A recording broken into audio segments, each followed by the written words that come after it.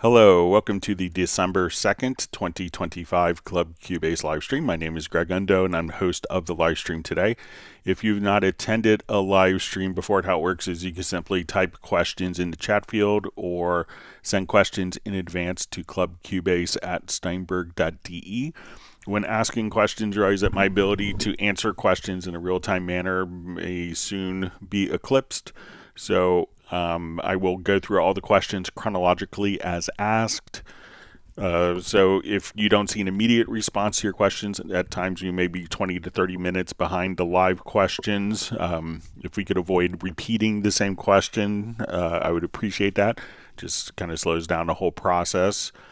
And when asking questions, if you could specify which version of Cubase you're running, so if it's 13, 14, or 15, also which level of Cubase, so if it's Cubase LE, AI, Elements, Artist, or Pro, that information is helpful. Let me clear my throat. And which operating system that you're working on. So if you're on Mac OS or Windows, that information is all helpful.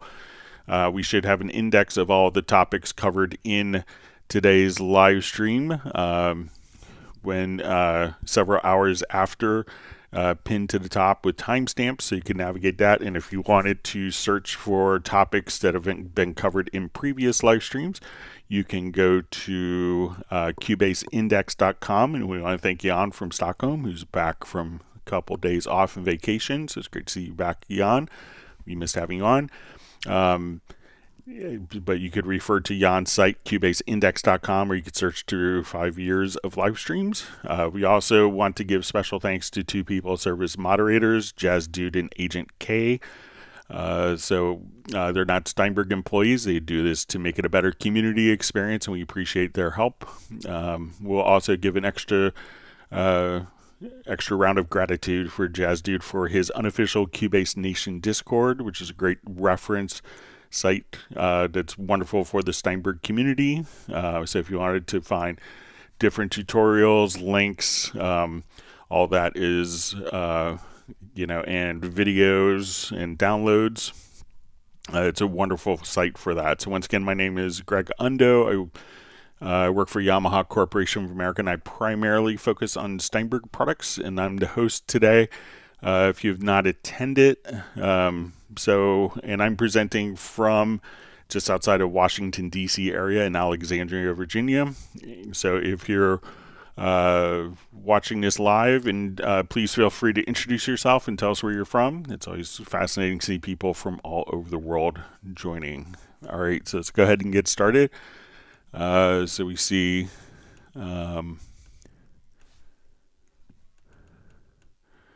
all right, my Logify is the first, and I know that like last week all of our names had changed, or maybe 2 weeks ago. So I think if you go to youtube.com/handles, you can enter in a username for yourself. So if you wanted to see if you go back to your previous username or your handle, so I think it's youtube.com/handles. I changed mine to get rid of some extraneous numbers. All right.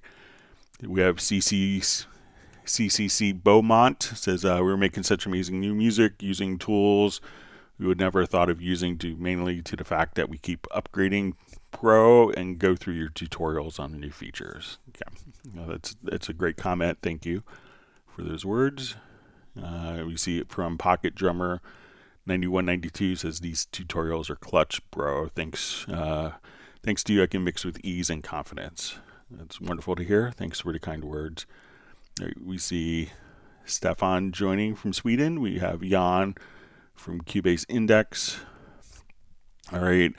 Delser Music asks, hello Greg, can you give us a review on how to add and manage markers fast in Cubase 15? Thanks. All right, so you can assign keyboard shortcuts, like as we're working with a marker track. Let me just come over here. So a couple of things. So one is just to add a marker track. So if we have our cursor set to a particular position, if we have the marker track, so we can have up to 10 marker tracks in Cubase, I could just click and that will add a marker right, and I click on the add position marker. We could just do that and that will be added directly to wherever our playhead position is located. If I have a range selected and I wanted to add a cycle marker, we could just come over here, and this would be based on the left and right locators. So I could just add a cycle marker like that. So we have position markers and cycle markers. So cycle marker, we could set a beginning and an end point, whereas a position marker is saying this is where the verse starts. A cycle marker, maybe this is where the verse starts and where the verse ends. Now, if we wanted to kind of name markers as we drop them in, if we go to the marker track and we hold down the shift key and click, we can add a marker and type the name directly on the marker. So shift and click, we could add the marker name. And if we hold down, I believe it's control or command plus shift, and we set the range, we could just add a cycle marker. So command or control plus shift and drag across, that will allow you to add the cycle marker and to name it, and just the shift key just to add a marker and name that marker right there. Now once we have the markers, we can choose to navigate between the markers. So if my marker track is selected, I could just hit the N key. That will take us to the next marker. We could also go to our B key, which would take us to our previous marker. So if my play position is here, I hit N, we can see that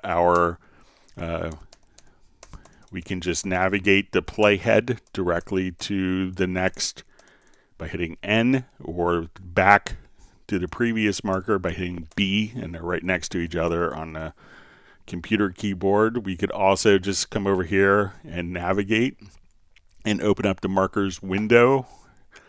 So if we wanted to have cycle follows when doing markers, we could also just choose to sync the selection based on our marker choice.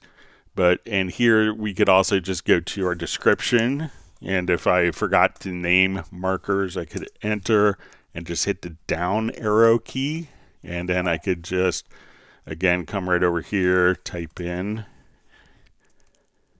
and now we could just have that field kind of selected. So a couple things that you could do with markers. Let me know if that's helpful. And you could assign key commands to like insert markers. I believe it's just going to be the insert key on Windows, and there's generally on Macs there isn't an insert key. So on Mac OS it may not be assigned, but if we go to your key commands, we could just say, okay, go to marker, and if you go to under the transport, you can see that we could recall and locate next markers and different functions.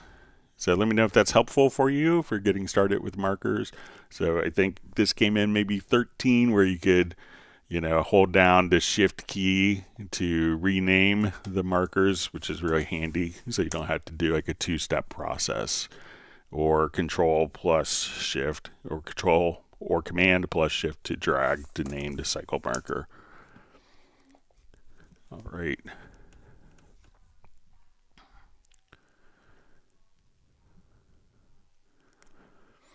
All right, we have Michael Marshall joining from Somerset, UK. All right, and we see Jazz Dude on. Always appreciate everything Jazz Dude does. All right, we have VST Aaron. Always want to say VS Terra Nova joining from Amsterdam. Roland Stuff joining from Sussex in the UK. We have Terry Gray joining from Minneapolis. Great to see you on the Zoom social last week.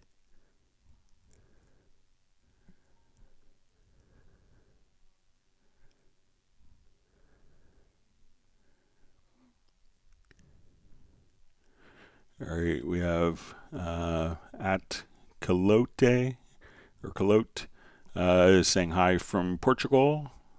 Thanks for joining us.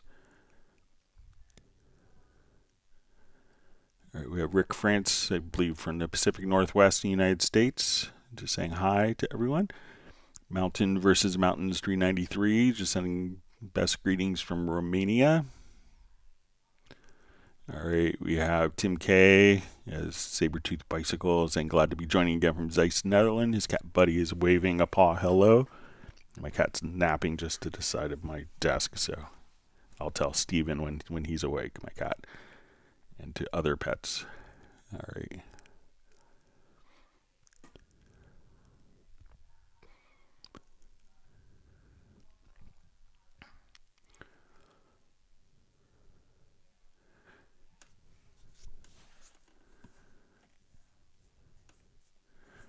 All right, so we see Rick from Bratman Studio. Just say hey, hello, Greg and fellow Cubasers. I just spent holiday weekend installing my new Mac Studio M4 from scratch. Time consuming, yes, but seems to be working flawlessly. Installed both 14 and 15 Pro. Fun. Congratulations on your new system. Hopefully you'll be able to keep that for, a number of years.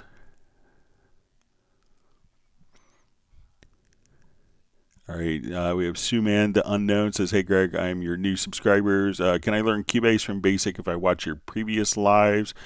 I mean, it's not going to be like a structured start here, but I think if as you have particular questions, you always feel free to ask them in a live stream. But go to Cubase Index and you could search, like if you're like, oh, I don't understand how this transport or punch-in is working. Just go to cubaseindex.com and just search through the different years for punch-in, and that will take you to a video that will probably be helpful for you. But we're glad to have you part of the community. Welcome, and any questions you have, and we all started at the same place, not knowing anything about Cubase. I was there. And, we're here to help as a community, and I'm here to help you through the live streams. So,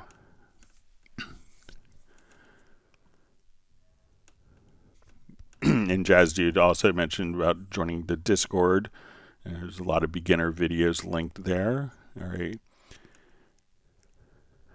All right, so my Logify says very enjoyable, also fun to learn. Thanks for the kind words.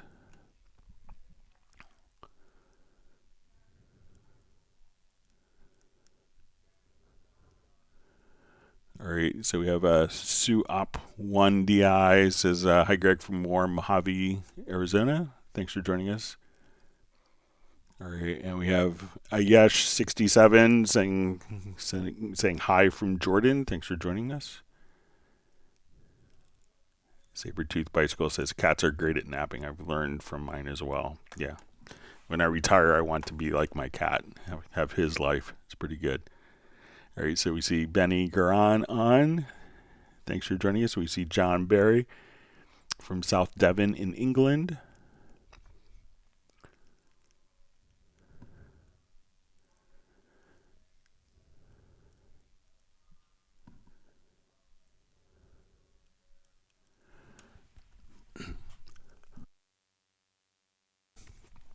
All right, so we see a question from Contrast Power 6302. If I automate the bypass of the modulator plugin, is it possible for all parameters assigned to that modulator to bypass automatically as well?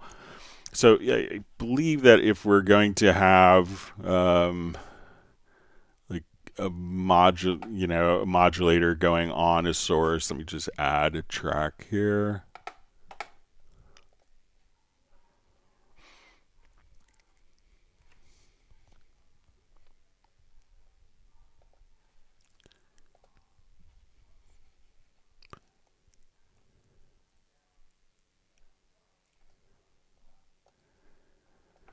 Okay, so let me just come over here.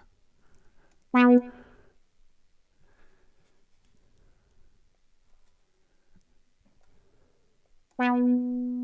right, so let's say I wanted to put a modulation source on my cutoff here. So just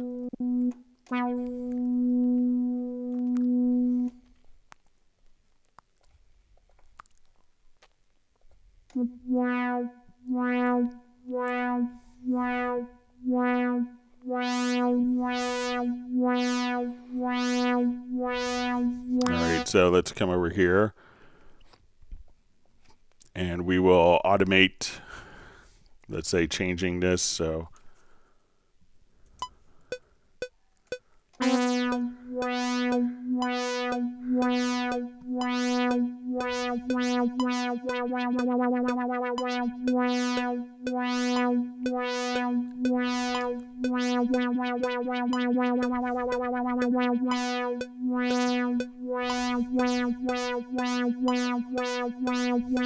alright, so let's say if we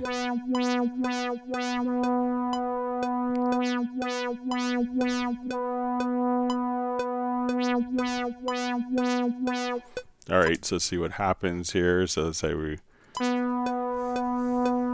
if I turn this,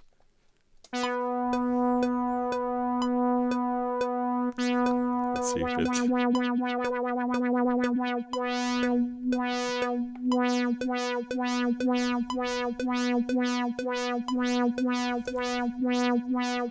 let's see if,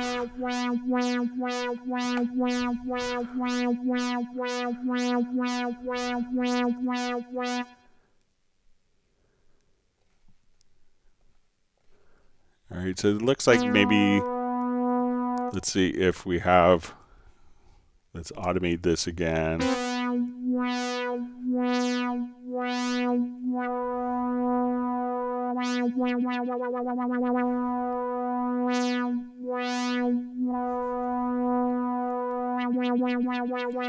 Alright, let's see.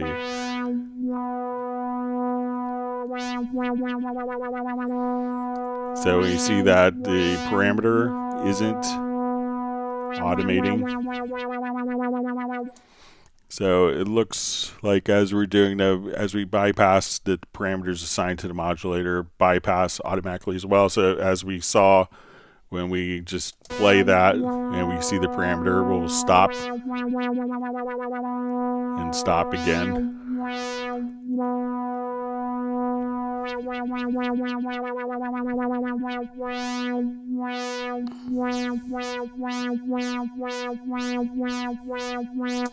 So it looks like the parameters themselves will stop, and when you automate the modulator being bypassed or not.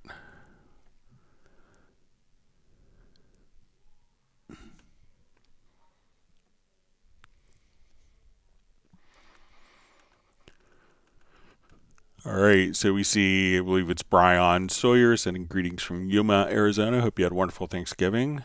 All right, so Sue asks, Cubase 15 Pro Mac M4 HALion 7. Do I have to open a new instance of HALion for each instrument I want to add? When I have one instance open, instruments all default to channel 1. So if we, let's say if we come over and we add an instance of, just bypass this for,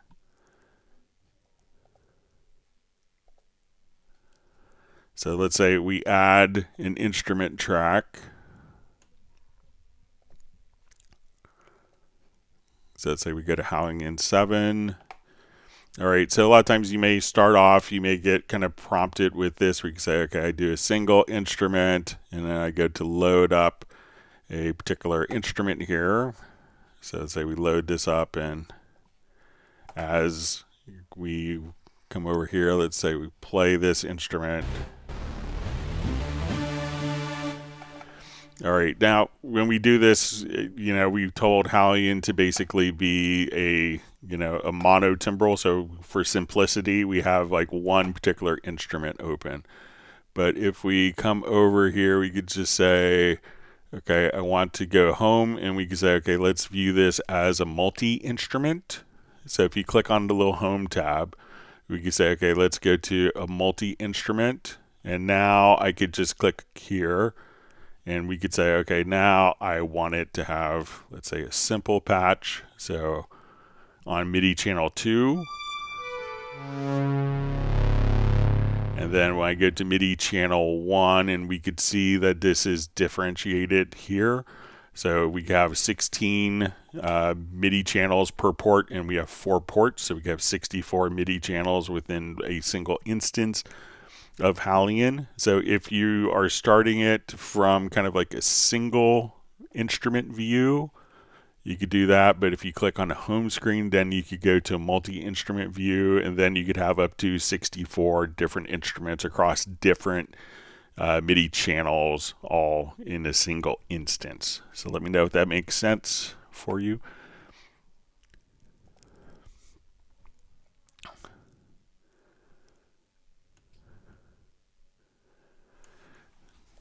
All right, so we have Suman the Unknown says, okay, brothers, thank you for the help and suggestions. I've been searching for this a long time. Finally got the friendly guys. Love from Nepal. Well, thanks for joining us from Nepal.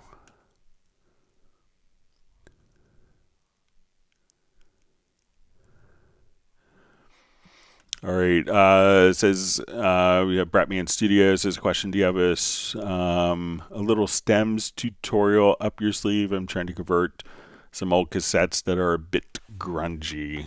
We could just make one here real quick. So let me just...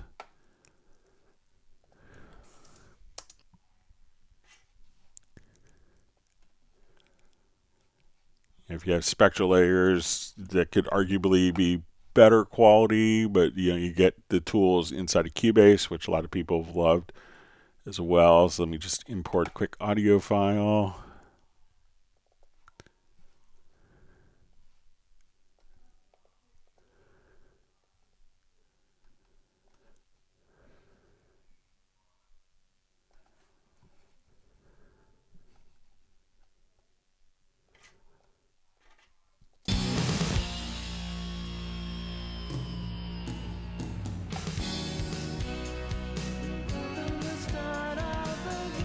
So if I want to come here, let's just go to our audio menu and choose, we'll separate stems.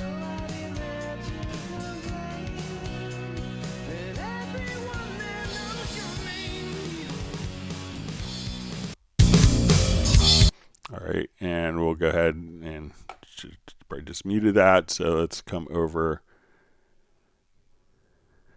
So here, I'll do that one more time just so you can. So go to separate stems, and I want also my other. I'll mute the source event after the separation. So if you ever have something that's like, oh, if I could only change this one thing and adjust my mix levels. So I'll just come here.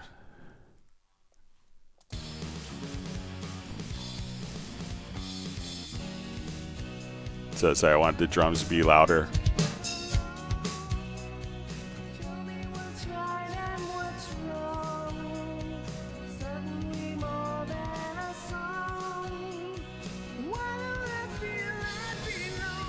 And you could have the others.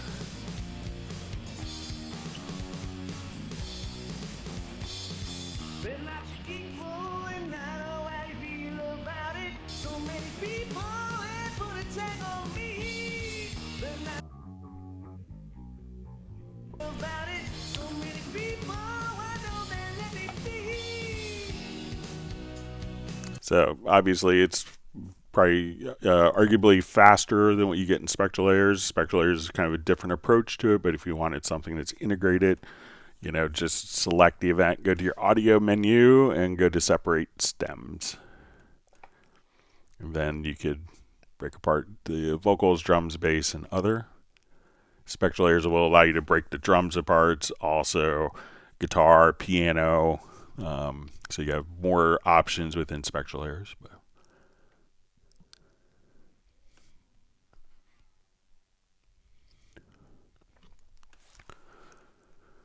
All right, so we have a question from Brian Sawyer.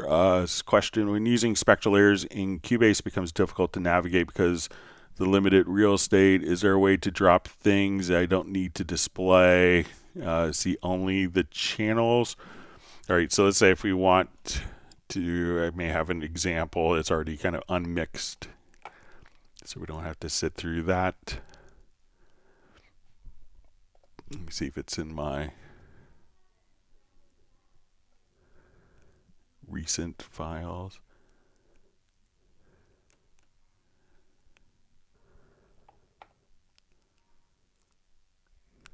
Nope. All right.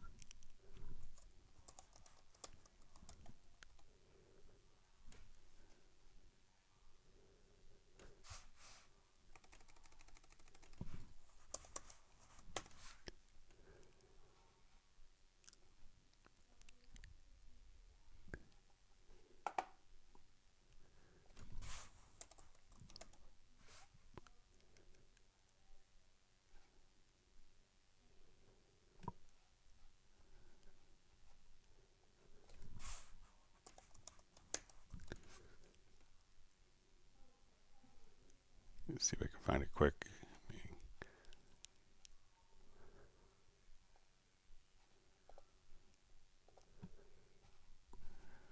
All right, let me just see if I can find it quickly.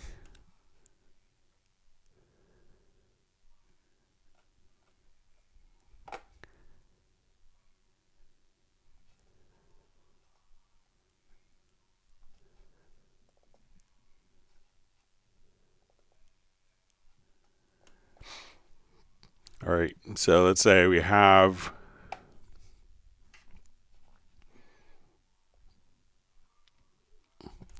so say we have our particular song here, and when we go into Spectral Layers, so we could have, and this is kind of unmixing in Spectral Layers, so you can say, okay. All right, and Brian's question, let me just find it real quick.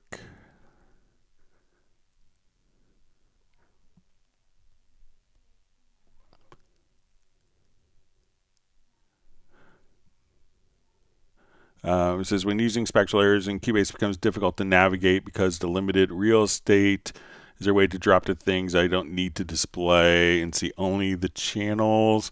So one of the things that you could do also, Brian, is, once you're in Spectral Layers here, if we just click on the arrow, then, you could separate and have the Spectral Layers window just kind of full screen. And then if you needed to drag and drop, different components of the Spectral Layers, we can now just come over here and just say, okay, go, and then we could just drop our vocals in, or if you have multiple monitors, we can now just simply, go full screen. So if you're kind of feel like you have limited space, and also like, if you see like different tabs that are open, like almost like inspector tabs inside of Cubase, you can just close those particular tabs and just kind of navigate right here, but try making it go to full screen as well.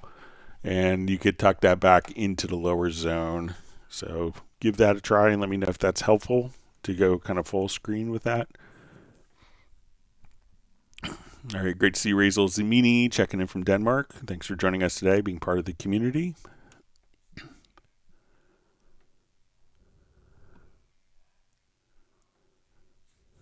All right, Hot Fudge Guitar asks, hey Greg, hope all is well. In previous versions, when dragging MIDI tracks on another, you visually see both data. With this version, it replaces it. How can it be done like the previous version? All right. Let me just drag a couple MIDI loops over.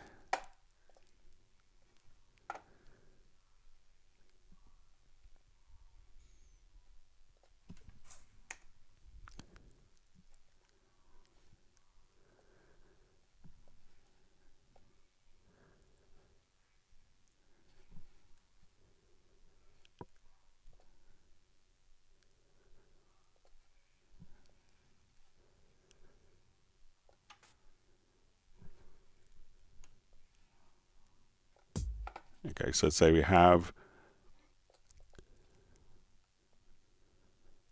all right, so let's say we have 2 different MIDI events here, and we want to drag, when dragging MIDI tracks on another, you visually see both data. All right, so let's say if I drag this over, so here I see both parts. So I could see kind of my drum part here, and I can see a bass part here. And now when I drag over them, I could switch between what is the active part, just like that. So one setting that might prevent this from working as expected, so let's say if I come here and I take just a portion of this, is a preference. So if we go to your preference, we go to settings or preferences, and we go to editing. And then if you choose to, if delete overlaps is checked, so now when I drag this event over, it's going to delete what was underneath that. And we don't see the events there. So again, if I just drag this over, it's not merging. Once that preference is turned off, but now when I come over here and I drag like this event over, we can see that both events are kind of overlapping and still playing.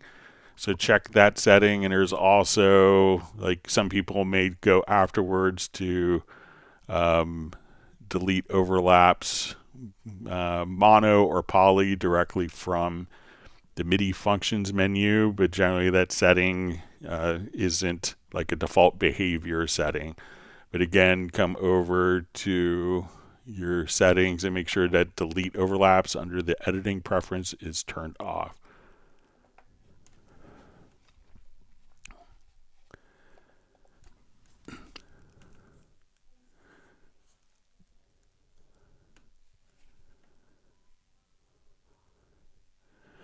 All right, so Yash67 says, hi Greg, you said VST2 canceled in Cubase 15. In fact, it is in Cubase upper right corner, just to inform. Yeah, so I noticed that as well. So I was in error when I said that the VST2 plugins on Windows platform were no longer supported, but the location had moved. So if you go to the VST plugin manager, apologize for being in error with that. And if you're on a Windows platform, if you're on an Apple Intel Mac, you would see this, if running in Rosetta on a Apple M series. But you'd see the VST2 plugins, which used to be enabled here, had kind of moved up to the upper right-hand corner. Thanks for the clarification on that.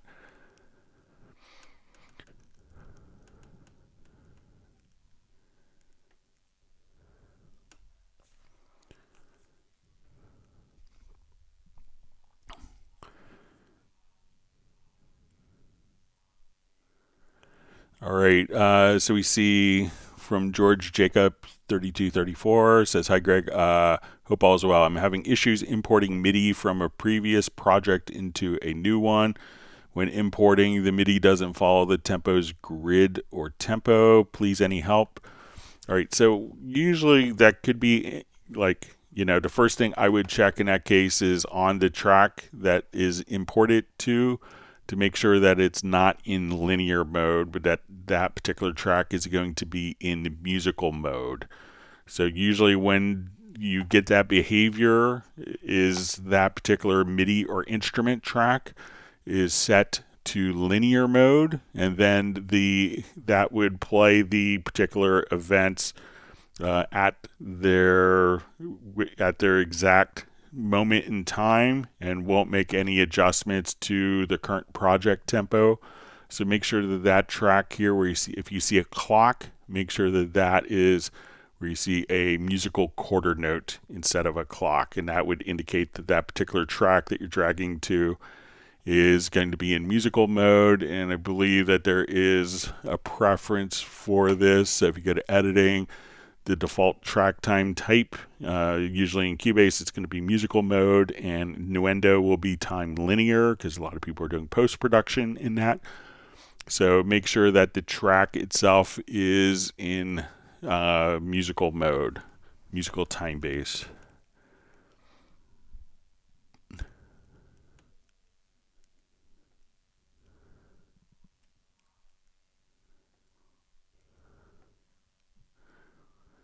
All right, so you see from contrast power 6302, it says, sorry, you didn't understand my question. For example, if I assign an LFO to the reverb's decay and I bypass the LFO, I want the reverb to bypass as well, not just the decay parameter. Is that possible? So, you know, usually the LFO wouldn't have an effect on if the reverb was, you know, the reverb is still going to be sounding because it's actually sounding in real time. So let's just jump back to that project. I think if we go here, so where we had our retro log, I'll activate this project here.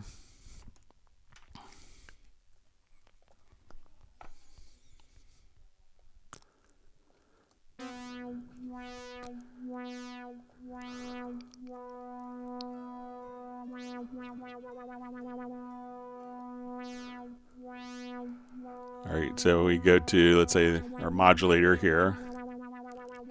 So, you know, that track is still going to be running through the effect. So let me come over here and just say, okay, we have a reverb. So we'll add an effects track to this track here. So let's say, okay, we put a reverb on it. You know, that LFO, even when it's bypassed, this signal is still passing through the reverb. So bypassing the LFO would, you know, in fact, bypass the LFO, but that LFO is not controlling the reverb time. So it's not going to shut off the reverb on that particular, you know, that's being fed to a different track. Now, if we have, let's say if we had this reverb as an insert, so I'll just come here, let's turn this off, and let's see if we do it as an insert.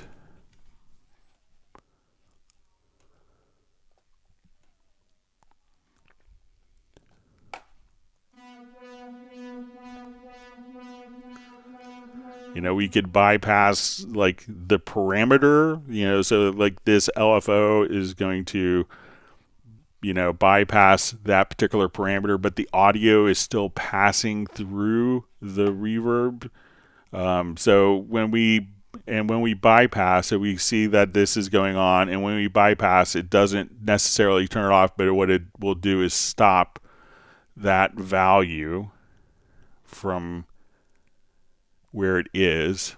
So let's see if we come over and if we have it as an insert effect, and let's say if we come right over here, we add this. All right, so let's say we have,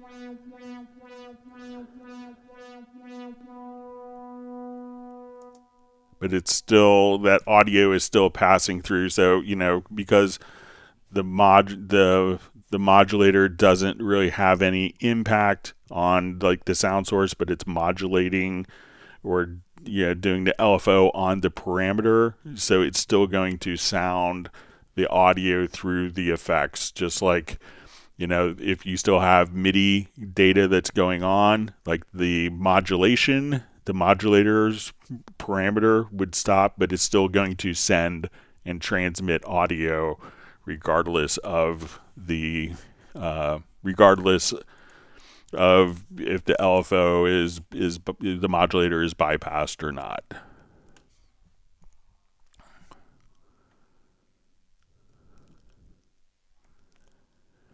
All right, so we have ProWash DFW saying hey hey. So we see Modulogify, just says it can separate stems. So yeah, it's a new feature added in Cubase 15.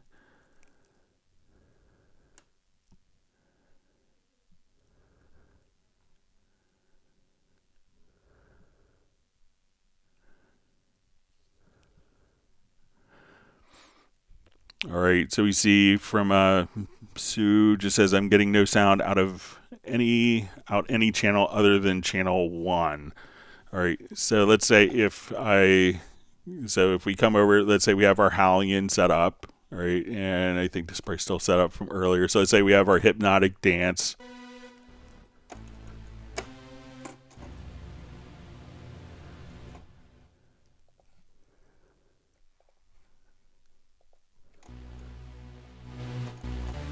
And if I come here, we go to, let's say if we go to channel 2, I play from the keyboard.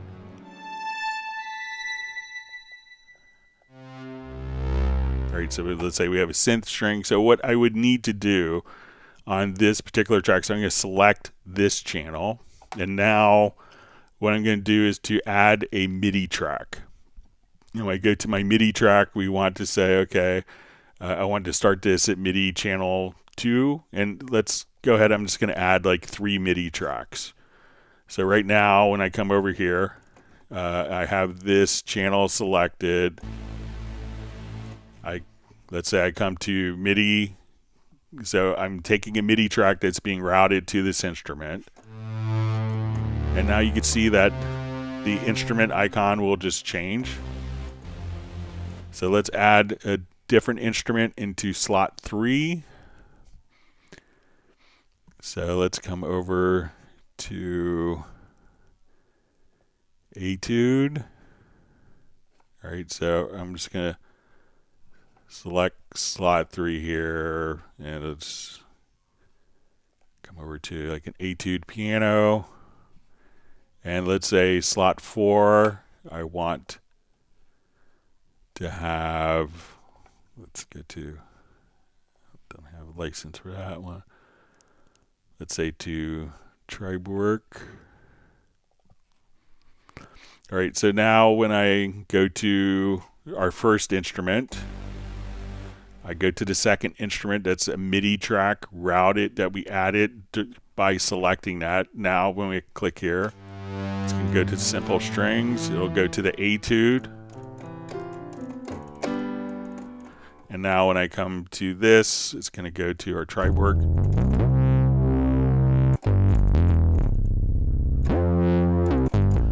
So whatever one is selected,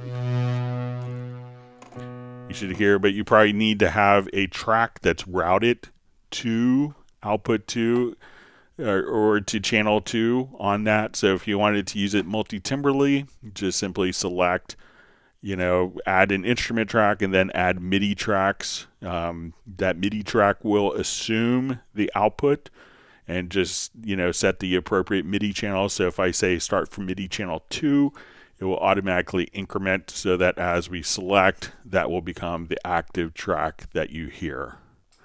So give that a try and let me know how it works out for you, Sue.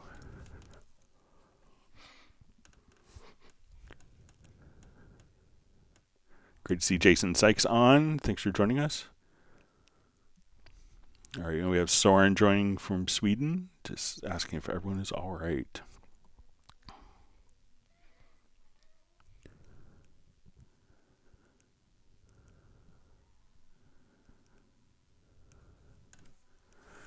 Okay, so we have Uno Memento says, hey Greg, I emailed you a question last week. Are you going to address it here today, or will you email me later? I'm not here all the time, so it'd be nice to know. So I'll do it right now for you. So his question was, he had sent a project over, so I have it here. And one of the things that I noticed, just mute some other sources here, and the question was that as the generate harmony voices were going on, that the harmonies were kind of rising in pitch. So the one thing I noticed in your project, Uno Memento, is when we look at the chord track. So this is the chord track for your project. So let's go ahead, and I just have this chord track routed out.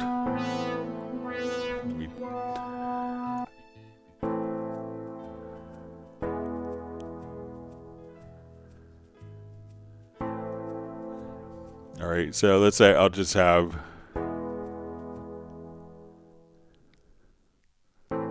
so let's say we look at the voicings for our A minor chord here.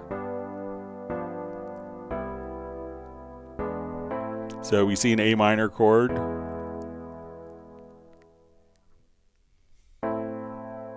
So the voicing for that A minor chord is different than the voicing for that A minor chord. And as we go on, we'll notice that the voicings for the A minor chord will kind of like rise in pitch overall. So let's say if we jump over here, so we look at that A minor chord, listen to it, the voicings, versus this A minor chord. So when we actually look at the voicings here, so we select it, we can see in the chord pad that we could say, okay, I want this to be root position. I want the voicing on this. So, you know, try to just come over here.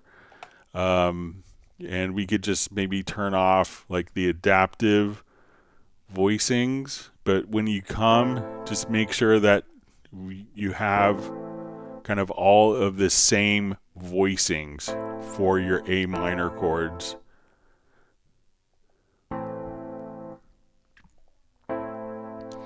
So, and I think that if you have consistent voicings for the chords, that your harmonies that are generated will have similar results and not kind of rise in pitch over time. So again, go to the chord track, try turning off like adaptive voicings, and make sure that the voicing is going to be consistent throughout the project. And I think that you would get the more consistent results when you do the auto generated harmonies. So give that a try, and thanks for joining us in a memento. Always great to have you on.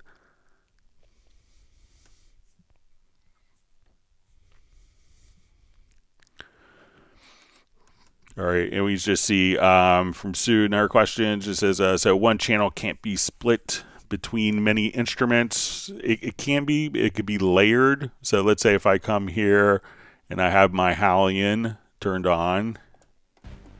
So if I play this voice and we open up HALion, if I wanted these to be layered, I would just go to my MIDI, and then I would just say, okay, let's make these all a MIDI channel 1. So if I want to have, 64, instruments all layered.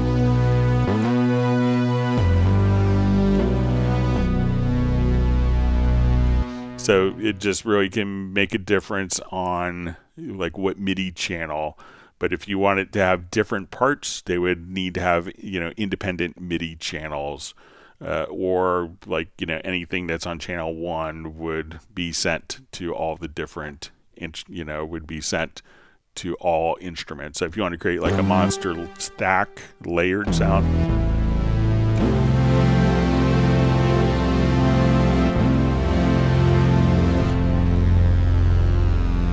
can stack, multiple voices together like that. And then if you wanted to come over here, you can say, okay, I want this one layer to be transposed up an octave.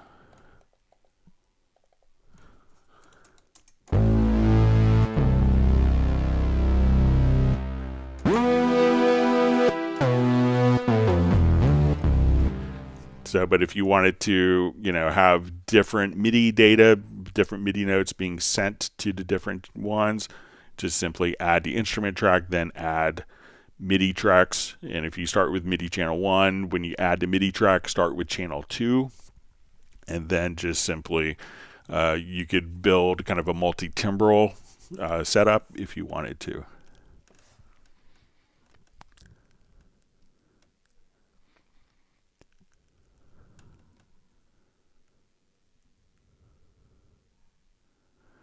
All right, so you see George Jacobs. So I think we answered that question already.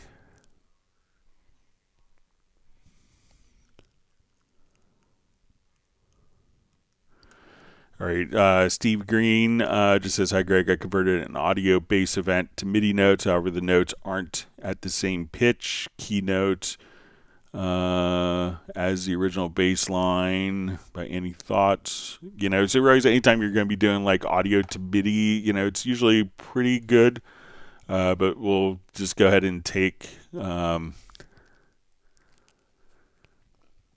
sometimes depending on the instrument, you may notice that it might be like an octave off.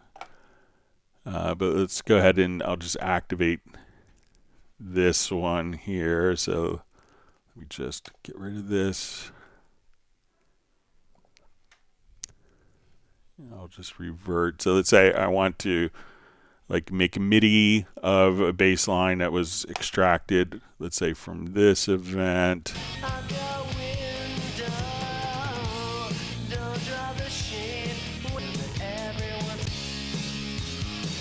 All right, so let's say we've already done kind of the extraction, so I want to come over here to the bass part. And now what I want to do in this particular bass part, I'm going to just quickly bounce the selection. I will go into my VariAudio editor. And I won't even really spend time cleaning it up. I will, let's add an instrument.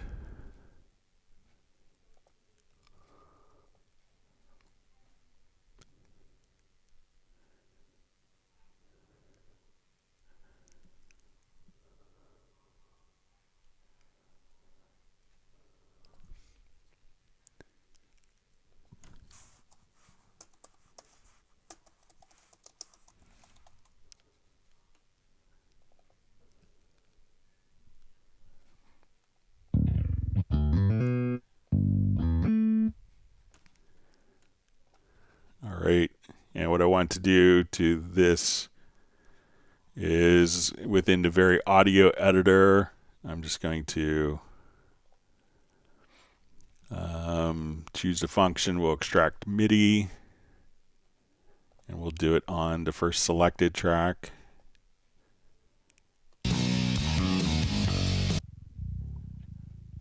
All right. And I'm going to adjust this up an octave.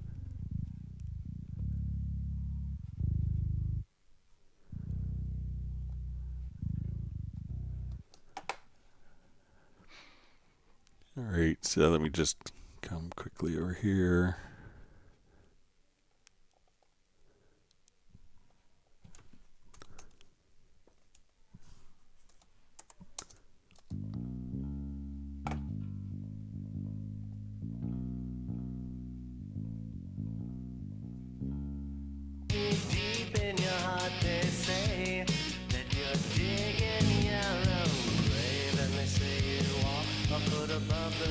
But, you know, when you're doing, like, you know, if you want it to be accurate, just make sure, like, all, like, when we go into, like, VariAudio for a particular segment, you know, make sure that, you know, like, the segmentation is kind of set up here. Like, you may go, okay, we want these notes are out of tune. We want these to be, you know, in tune here, so that even though, so now we could take, like, that portion, and when we extract the MIDI, we'll get more accurate, so it won't be doing like pitch shift and stuff like that to try to match notes that are possibly out of tune.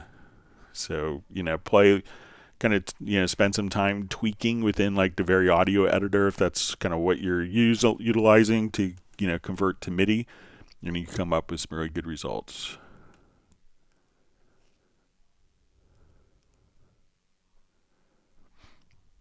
All right, so we see Jazz Dude posting a link on how to change back to the names you want in your YouTube profile. So thanks for sharing that, Jazz Dude.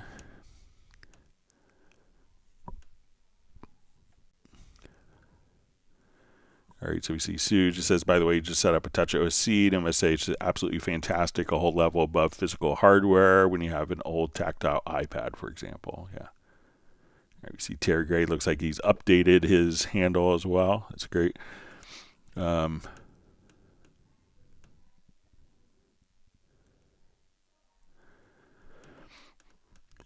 we see from Terry Gray, who asks, hey Greg, I use a lot of virtual instruments. Is there a way to have the instrument plugin appear or switch when I click to a different track? I often change the wrong plugin.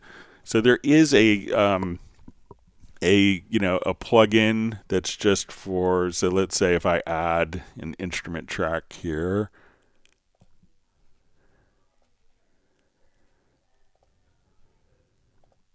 and I'll add one more.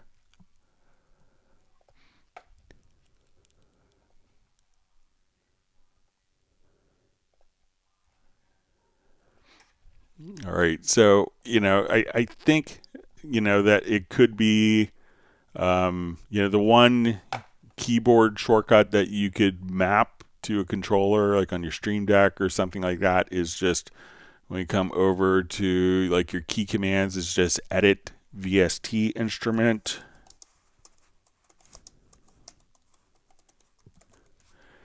All right, so if you do that, and a lot of controllers, like my CC121 has that kind of built in by default. So instead of every time that I select an instrument, that instrument kind of popping up, even if I just wanted to edit something, I may not necessarily always want to see the instrument. But if I have that track selected, I could open up just by triggering that edit VST instrument. So if you want to kind of, open and close the correct VST instrument editor, you could do that very easily just using that command. I think it would bother me that every time if I selected something just to do a tweak, oh, okay, this instrument's too loud, let me adjust the volume on this instrument. I may not want to see the instrument automatically switch. I may be editing one instrument and I may want to select a track to adjust the volume on another, but not leave that particular editing environment. So maybe think of mapping out the edit VST instrument, and that will just do it for the selected track. And you could program it to a foot switch on your MIDI controller if you wanted to. So, but I think in more practical editing sense, that automatically opening up the VST instrument when a track is selected would be more of a nuisance for editing than, doing it yourself manually and closing.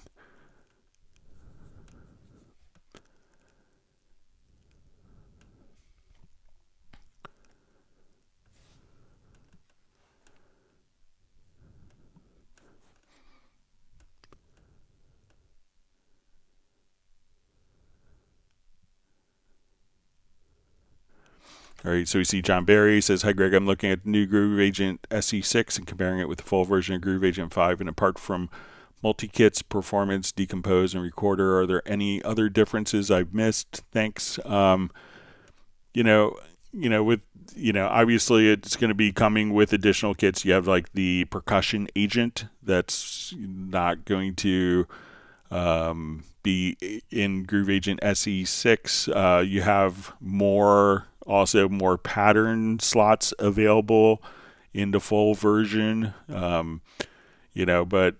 Obviously I think the SE version is incredibly capable, but the ability of being able to do your sampling, as you mentioned, a recorder, to decomposing the different performance tools for doing note repeats, those are unique in being able to have, multiple agents. But, Groove Agent SE6 is incredibly capable, as we all know.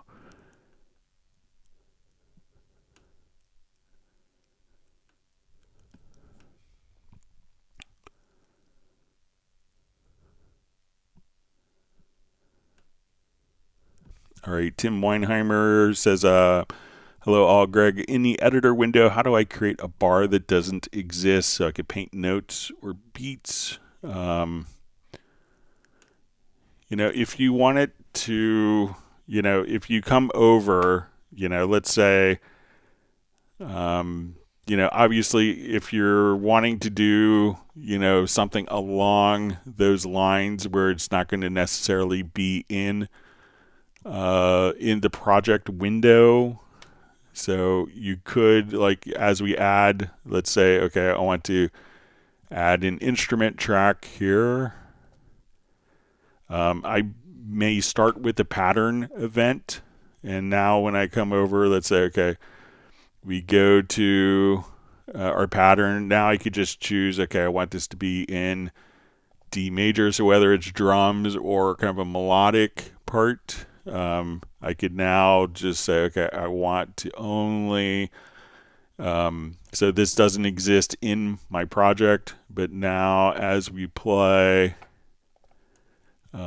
we could have this kind of automatically, so there, I'll just close this out.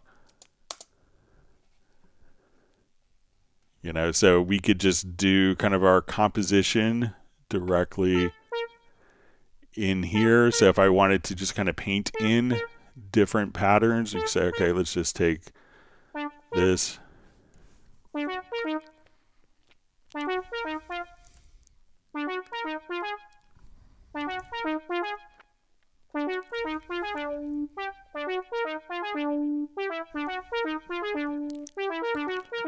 know, so now we can just kind of get our different ideas, and it's not committed to a particular track.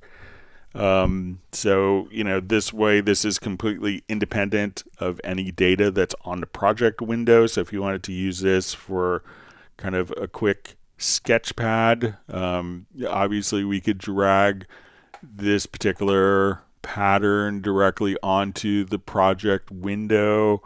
But if you want to do more programming, let's say in like a MIDI editor, one of the things that I would probably do, so let's say I want to convert this, you know, I may just come over and just do a new version and say, okay, we're going to, you know, I want to create a new event here. And we'll just say, okay, I want to make, let's say we're going to convert that, but we go to, you know, I could say, okay, let's duplicate this version. And now I want to experiment on this. So let's say, okay, I just want to, you know, draw notes in. So let's grab our pencil tool.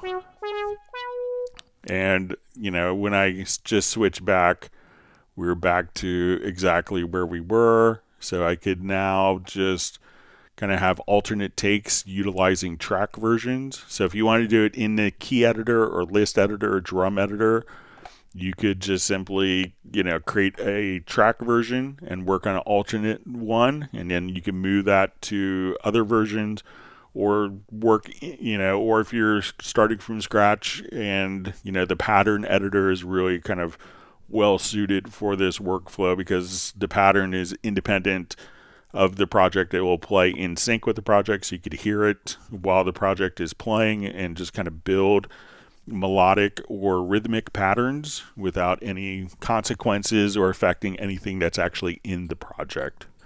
So let me know if that's helpful for you, Tim.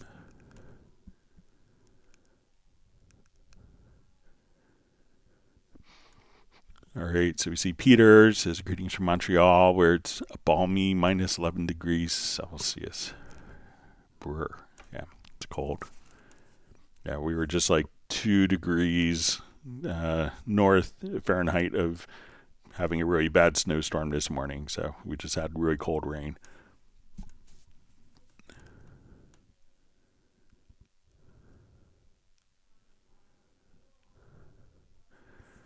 All right, so Val says he's watching again on a train. This time his boss bought him first class tickets. I've always found when flying or being on a train, the first class is better. I won't lie. And Val's also says internet's faster. Thanks for joining us from the train. All right. All right, wonderful to see John Costigan on. He's just asking if everyone has pressed the like button.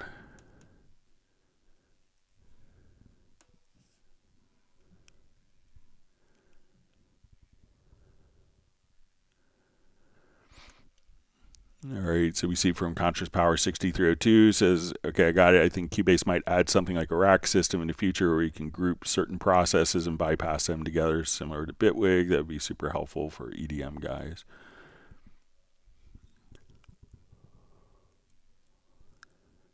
All right.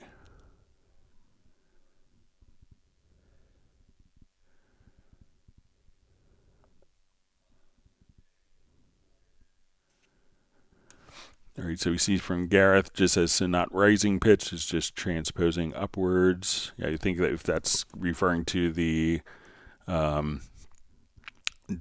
chord track voicings, and we see Gareth also says voicing drop down box at the top equals his revelation of the day. Says nice one, Greg. All right, we see Michael Teams joining from a cold, sunny Texas day. So we have a cold, rainy day here in Washington D.C. area.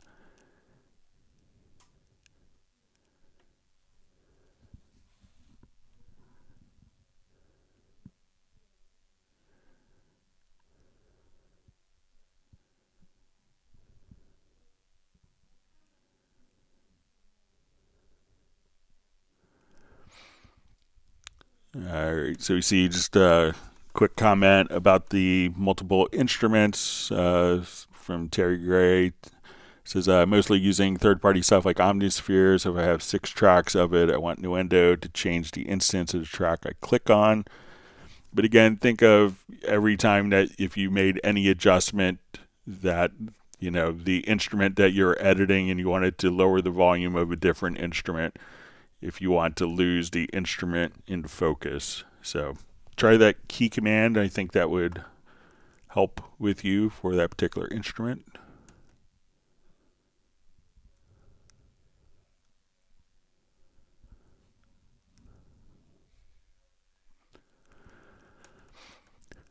All right, so we see Dario Munoz 8218 says, why in Cubase 15 when I drag and drop a VST is that channel not selected? So I passed this on earlier, like as soon as it was kind of brought to our attention. But for those that want to see this, if we grab like a HALion Sonic and we drag and drop, that the instrument is not selected by default. So I brought that to our attention. Hopefully, maybe in an upcoming, maybe the next maintenance release, maybe it'll be resolved. So, but I'll bring it to their attention one more time. It's probably just an oversight. All right, so we have Uno Memento receiving 1 gallon of banana nut fudge ice cream from Michael Teams. All right, we have Tiago joining from Brazil. Thanks for joining us, being part of the community today. All right. Gareth has crowned Michael Teams King Michael of Teams Rovia.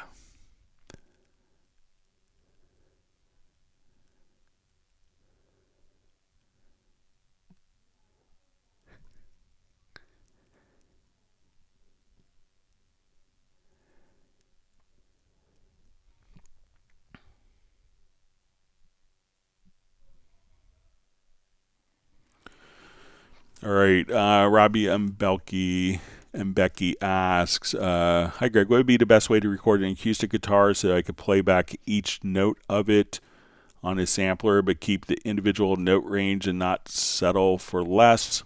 So there's probably not a real good way, easy way of doing that. You know, like the only thing that might work would be to record it, and then if you had Melodyne, maybe just split the notes and map that to a sampler track. But I would say that the results might be not ideal for that. Yeah, so I don't think anything's really going to do that super effectively to break apart guitar notes in a chord and move each note correctly to the sampler. So, you know, things are obviously advancing quickly with AI algorithms, but I don't think that there's anything in that currently that will do that effectively. None that I've seen.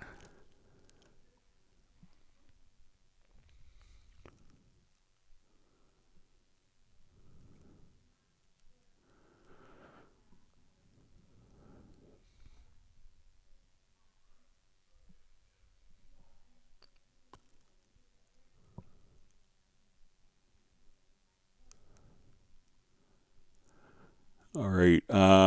We see from Steve Green, who asked, thanks, Greg. I noticed your VariAudio notes in the editor are different colors. Mine are all gray. How do I get your settings? Thanks. Okay, so let's say if I go to my VariAudio editor here. All right, so let's come over. So you'll see different color schemes. So one is you could have it set to auto. So usually if they're all gray, you know, it might, so, you know, you could also just choose the color of the event. So you'll see this little like art easel. And here we could colorize by pitch, or we could colorize by scales and chords. So often when people say that their VariAudio is gray, it might indicate that maybe, so let's say if I come here into an editor, that's what VariAudio often looks like until the edit VariAudio is activated, but then you could just choose different color schemes directly from here. So one, make sure it's active. You could choose the color of the event, or if you have it by scales and chords, if you have a chord track, you could automatically see notes that would be in the scale or out of key, depending on your chord track settings or your editor scale that you have set up here. So let's say, okay, this will be in E flat major. So you could set the editor scale within VariAudio and then choose or utilize the chord track if you wanted to. All right, Brian has received 1 gallon of Texas peach ice cream.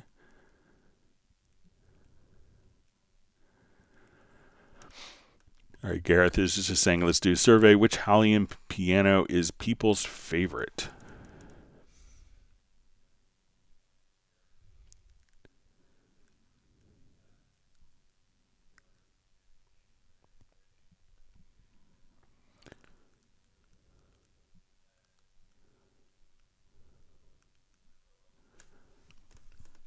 Yeah, John Barry just says, thanks, Greg. It's the scaling that makes the massive difference. Hope the full version gets the update soon. I'm sure there's a lot of people working on it as we speak.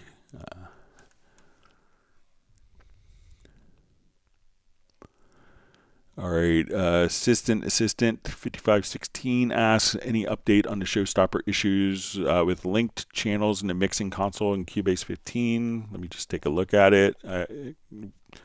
Maybe if you could tell us what the showstopper issue is, but let me just add a couple audio tracks here.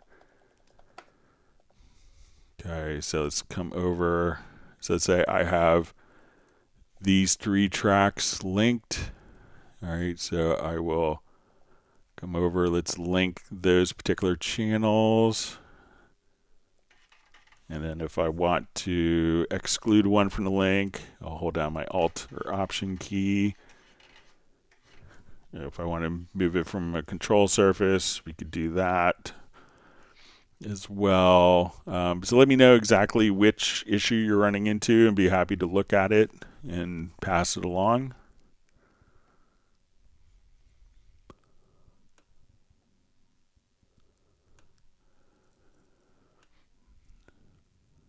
All right.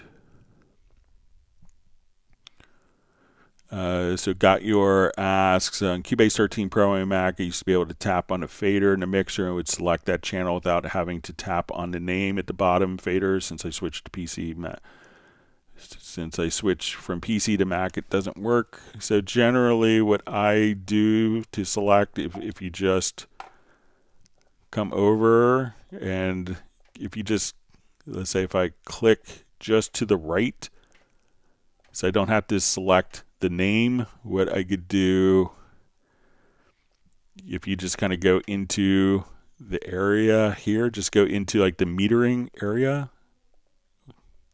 So if I click on the fader, that's going to adjust the fader, which makes sense. So I just kind of click in the meter area, and that would select the channel without having to go to the bottom to do it. So just look, and even if the channels are pretty narrow, you could still have kind of like your meter area as a kind of a larger target. So let me know if that works for you.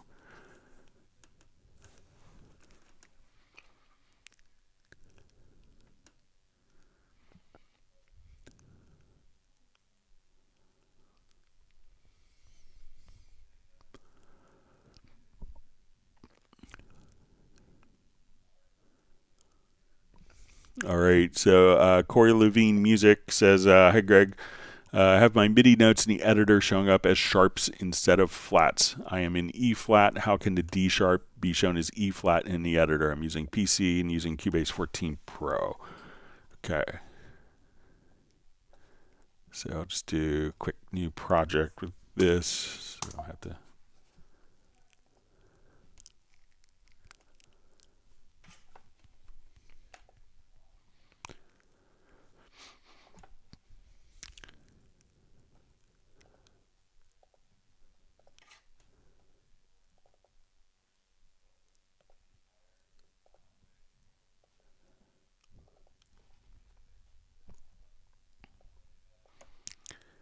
All right, so let's go ahead and put in. All right, so right now I look at this, we see D sharps, and let's put in some G sharps. All right. And this may seem silly at first to do it this way, but if we add, let's say, a chord track,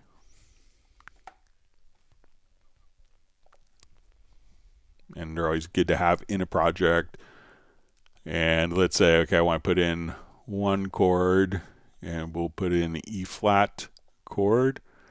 So now there's a preference, and you notice that once I put in a chord track and we define kind of what our root scale is, that now we could just come right over here and say, okay, E flat to A flat were changed, and that there's a preference. So if we go to, let's see, is it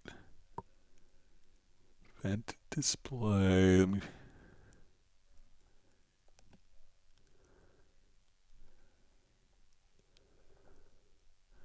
Okay, so if you go to the preferences to event display to chords and pitches, you can now see the Enharmonics from the chord track. So if that's turned off, we'll see that it goes back to D sharps once this preference is enabled. I hit apply, my G sharp and D sharp, since we defined the first chord as E flat.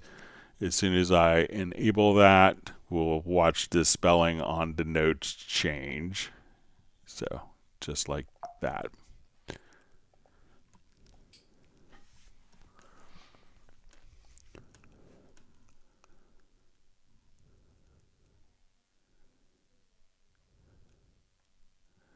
All right, John Costigan has received 1 gallon of butter pecan ice cream.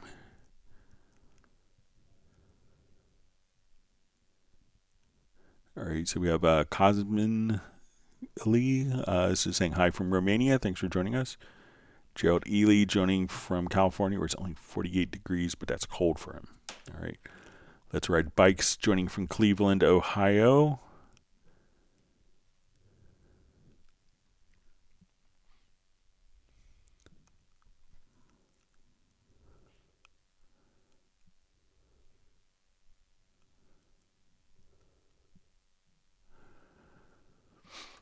All right, Tiago just says, hi Greg, please explain the Vibrato plugin. Until some time ago, I didn't know about this plugin. All right, so let's take a look at it.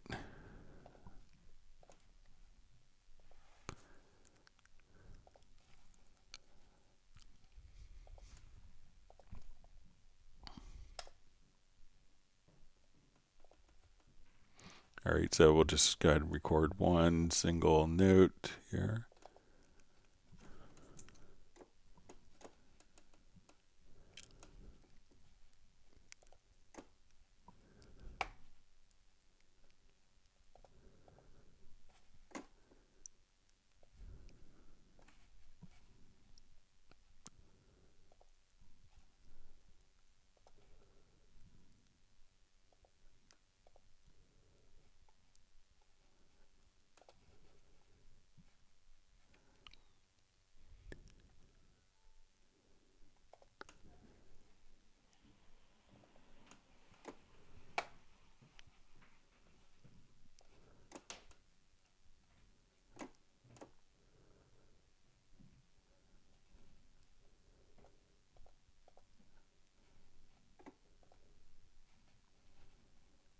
All right, let me just, sorry, I'm going to add one more. Sorry about that.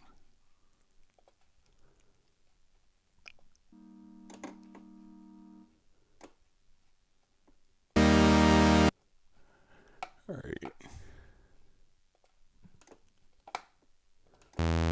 All right, so let's come over here.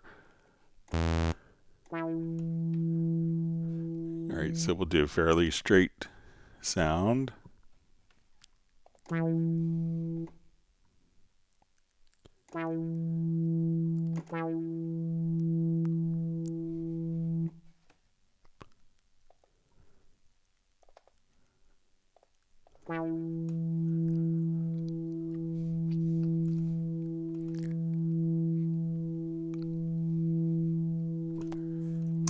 Okay.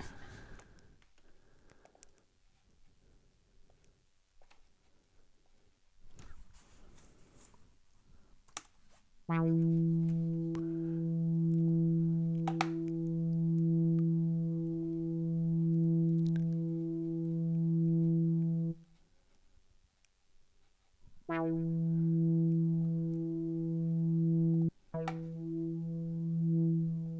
let's say.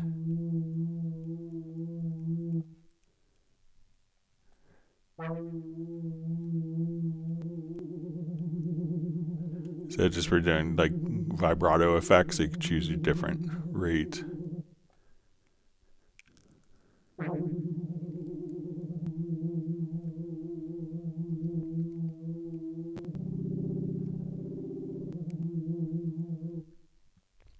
So it's a basic kind of pitch shifter, kind of.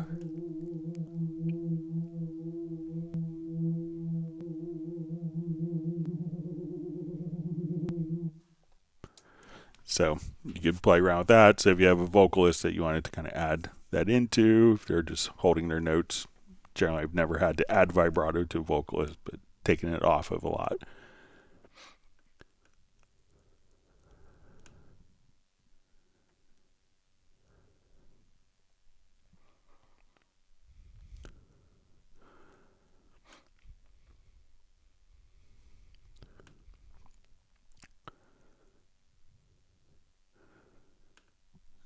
Okay. Let's see. Tiago's received 1 gallon of Moose Tracks ice cream for Michael Teams.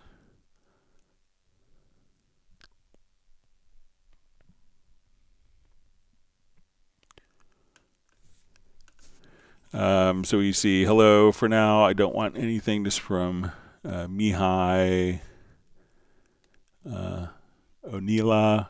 YouTube says hello for now. I don't want anything for another time. If you have a machine Mark III from NI to make a video on how to work with it in Cubase 15. So I don't have a machine. If I had one, I would, be happy to show how to incorporate it, but I don't have one to work with. Native Instruments sent me one. I'd be happy to show it.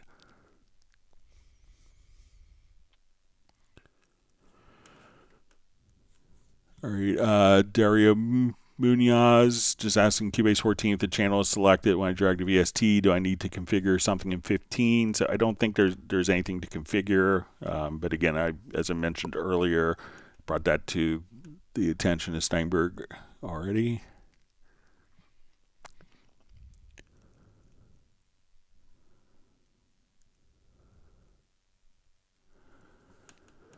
All right, so we see from John Barry, it says, hi Greg, I can see automatically opening / follow track may have some issues and not for all, but as Cubase knows how many instances there are of a plugin, it could be listed in the VST editor. Thanks. Yeah, I mean it could be tricky to implement, so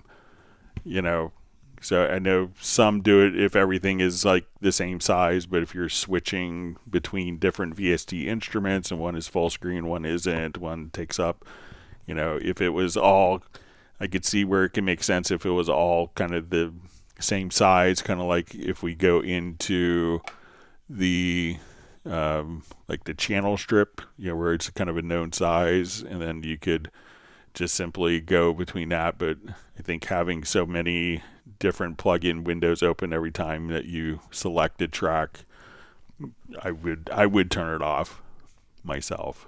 So.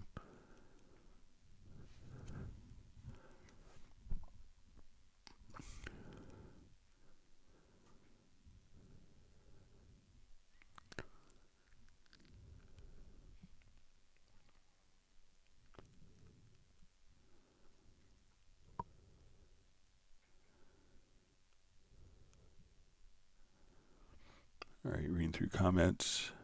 See Jazzood's kind enough to share some machine and Cubase tutorials.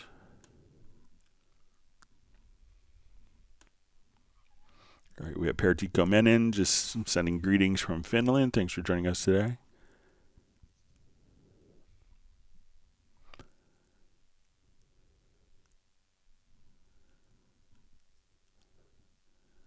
Brian changed his handle as well. Yeah, so I think if you want to change your handles that were kind of changed for a lot of people, I think if you go to youtube.com/handles, that you can enter in a new handle. But thanks, Jazz Dude, for sharing the link. It's always better. All right, so we see Michael Teams has granted me and my family and I, 1 gallon of peppermint bark ice cream. Thank you for that. It says, hope you had a great Thanksgiving week. So it's nice to have a little downtime over Thanksgiving. Hope you had a wonderful Thanksgiving as well, Michael. And Pertico Menon has received 1 gallon of coconut almond fudge.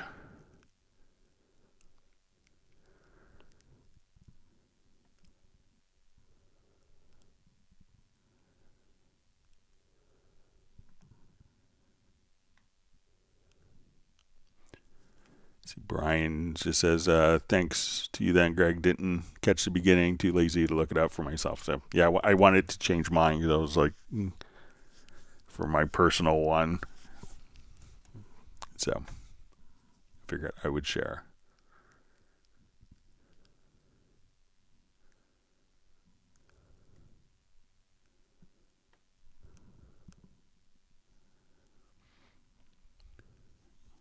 Yeah, you see Jazz Dude. Thanks for sharing the link. And Jazz Dude also mentioned, we see that John Barry said if we could add a delay with the vibrato as well. And Jazz Dude suggested like the FX modulator, which is a good call in Jazz Dude's part. So let's come over here.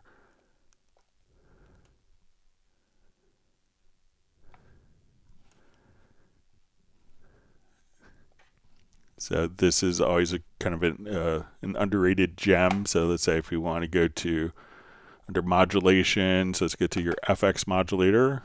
So let's say if we want to add an effect here, so let's see.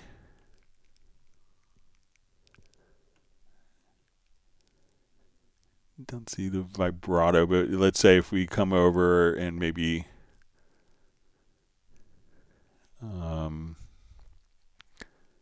but if we wanted to do, let's say, maybe like a phase shifter. And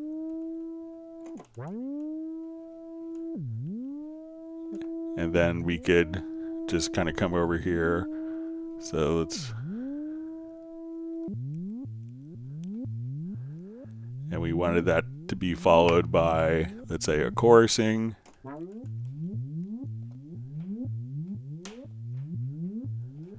Followed by a reverb going into, so you could just kind of come over here and say, okay, now we want the reverb to scale up.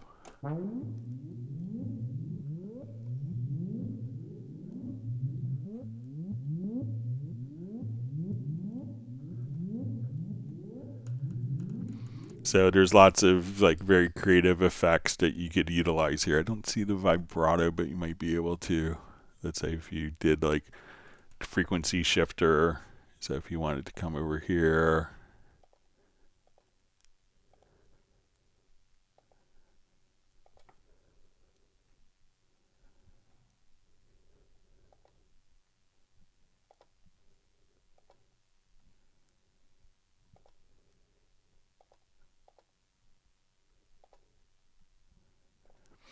So let's say if we want to come over here, let's do kind of, so if you want to kind of play around with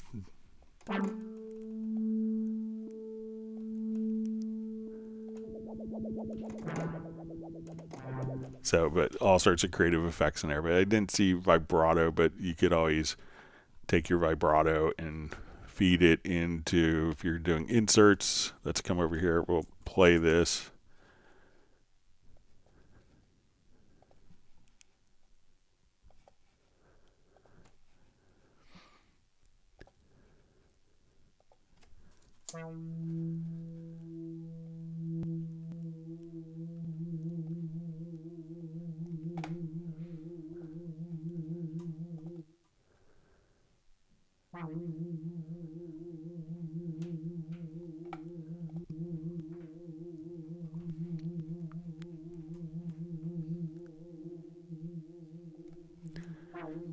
And you might also be able to, let's see if we could do it maybe in the multi-tap delay.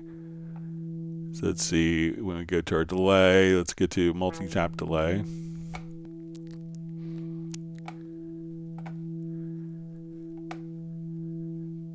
So here we can say, okay, let's do.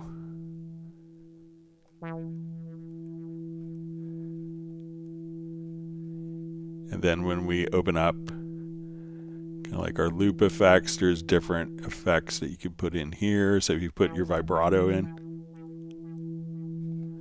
So this way, within the multi-tap delay, you could also just say, okay, when you want, I'll just kind of chop up this a little bit so you can hear the delays easier.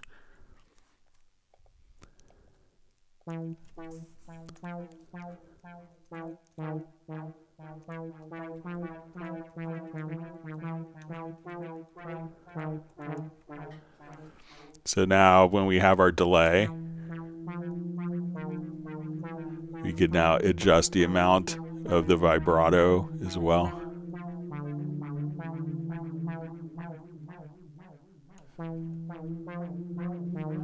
So if you haven't really played around with the, you know,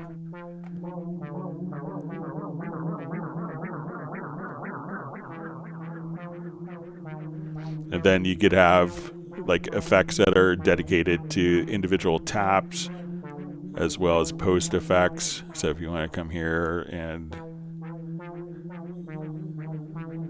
so if we bypass this, we'll hear just kind of straight quarter notes. But now when we turn this on again,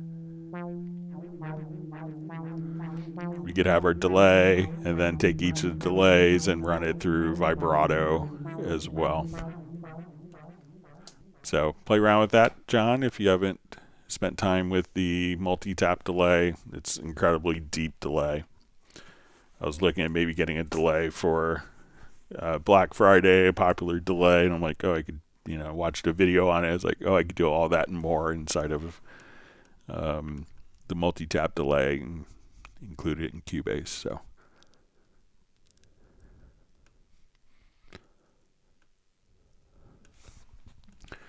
all right, we see Bratman Studios received 1 gallon of lovely lemon meringue pie ice cream.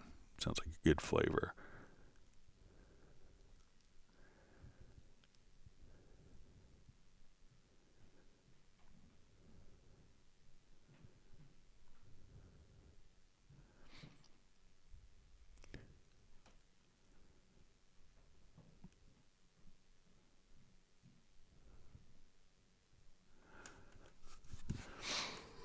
All right, Bratman Studios says, hey Greg, is there a way to fix a vocal track, say that's a quarter note flat without having to go into VariAudio and change word by word all in one solution? Yeah, so let's say if we want to take this, and I'll go ahead and render this to audio.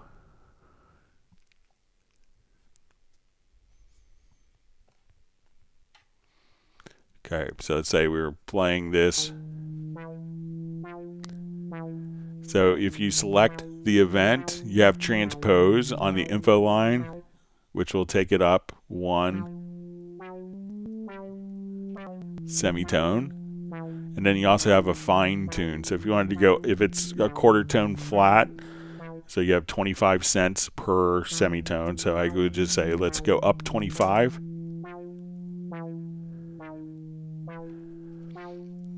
And just so you could hear that, so I will duplicate this track.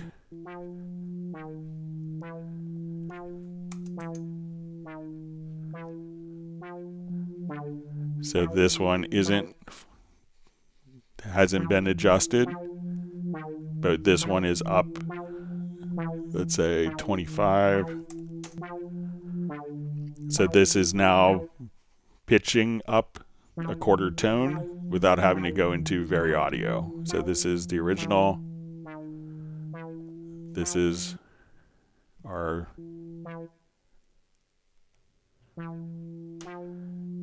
and if we want to hear both of them together, we'll hear kind of the waves clashing.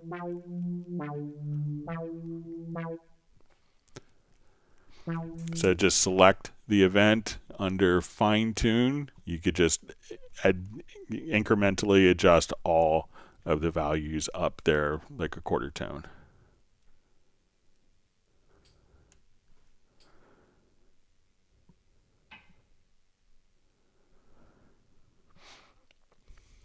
All right, my Logify says, Gregundo, do you have a Yamaha acoustic piano sound? I have a Yamaha acoustic piano in my family room, but if you want one, there's several that come inside of Cubase. You can check out. So let's add an instrument, and let's say if we go to HALion Sonic,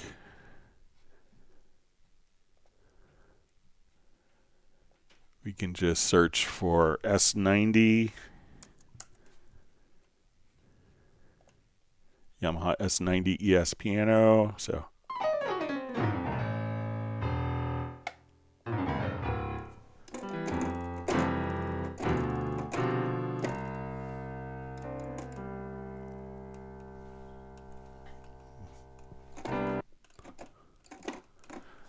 you can just simply use have that as your S90 piano. And if you want like a really wonderful S90 library that's sold separately, I think it's on sale currently, check out Etude.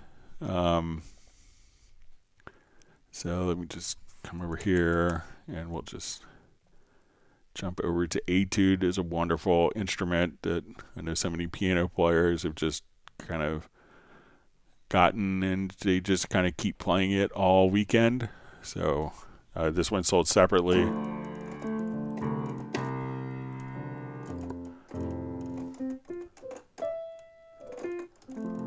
And this is a Yamaha CFX, and it was actually kind of sampled with a robotic arm, so that each key was pressed with the same exact velocity levels when they did their multi-samples. So, you know, it's a wonderful instrument that you have right there with Etude. And that's a Yamaha CFX. But check out the S90 ES, which is part of HALion Sonic. All right, you see Michael Teams just saying he had a great Thanksgiving. That's wonderful to hear.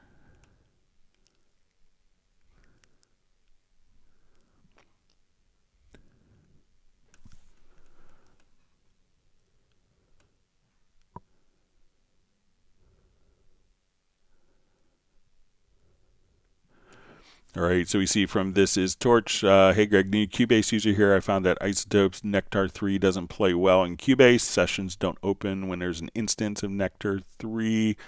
Any ideas on a fix? I think, you know, I've heard similar things. Like, I haven't used iZotope plugins in a while.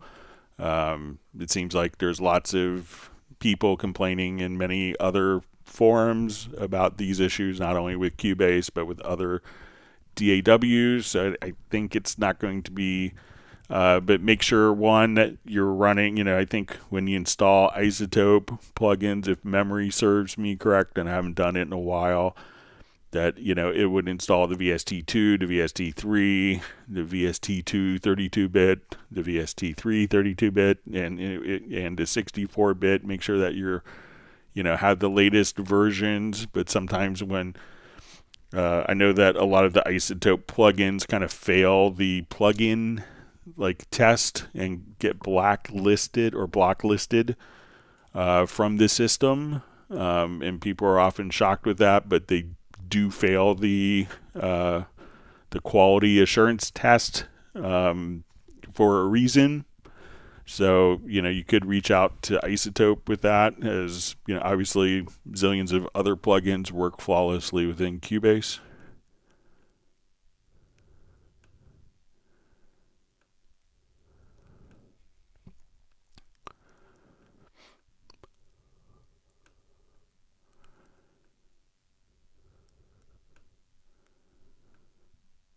Bratman Studio says it's California freezing there. It's down to 67 degrees.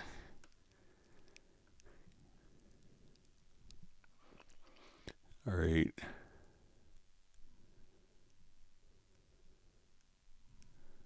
See, Bratman Studio sharing his Thanksgiving meal. Sounds good.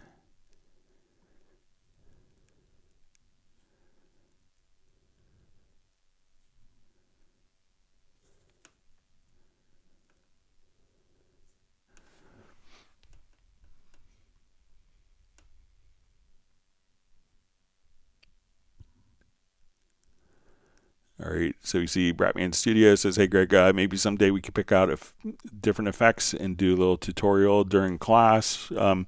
Yeah, so I mean, if you just ask like what effects you want, I'm happy to kind of do a quick run through of all the different effects that are included. So just let me know which ones you want to see.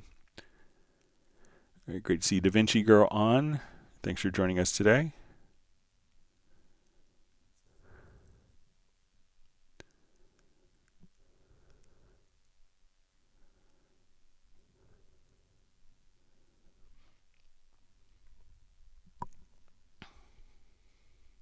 Reading through comments.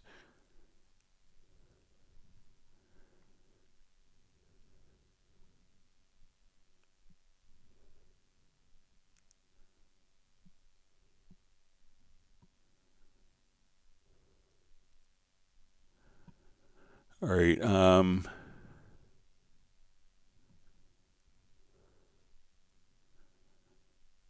right.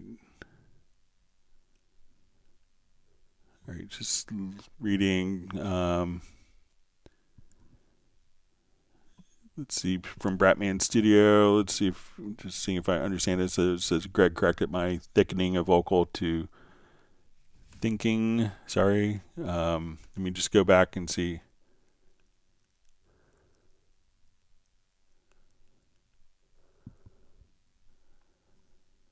All right, let me go back to. So I'm not sure if I maybe I missed a comment, Rick. So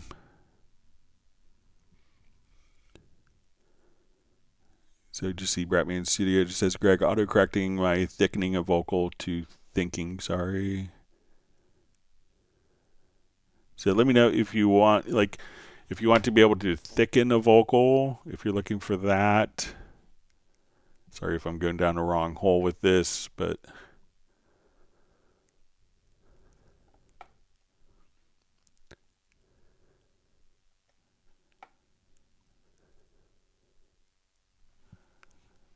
let me just open a project with some vocals in it.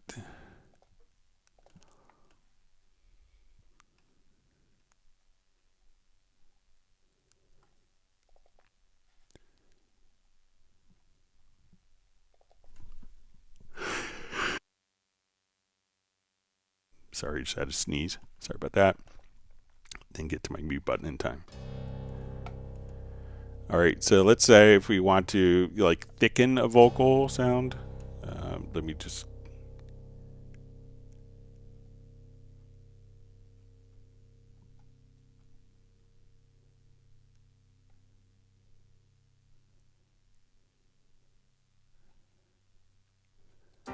What did you say? You know, a good plug-in for this. You wished it all away. All right, so I'm gonna come here. Let's make it. Is check out under modulation one called Cloner.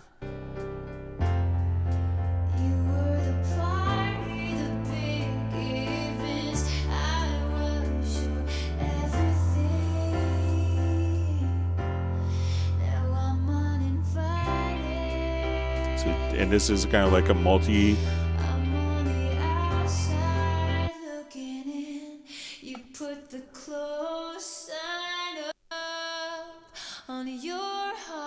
So this will do kind of like a multi kind of chorusing, like detuning and panning. Where do I go from here? Where do I go from here? Where do I go from here? I'm uninvited. Oh,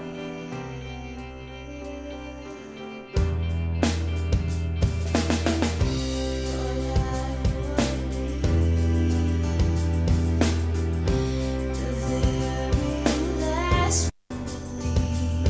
so that's a good plugin for thickening up vocals. All right, but let me know if I'm kind of going down the wrong path, Rick.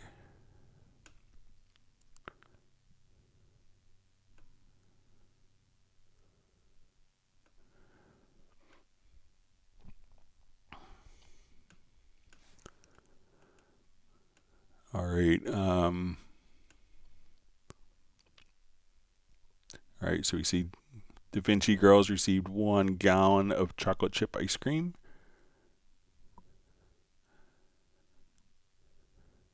All right.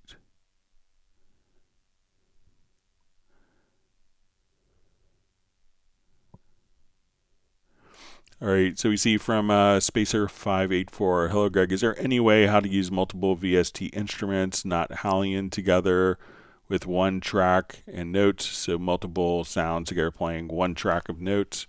Yeah, so what we could do is let's come over here. Just do new instrument. So you have to kind of start with a MIDI track. So I want to come over. I'm going to add, let's say, an instrument rack here. So I'm going to add a rack instrument. So we'll start off with maybe a HALion. And we're going to create a MIDI track for that. So we'll say, okay, let's come over and we'll do just a single instrument here.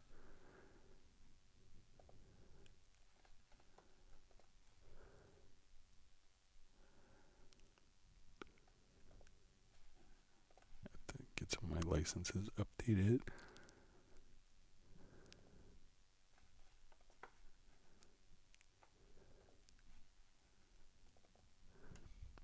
All right, so let's say I have, let me just,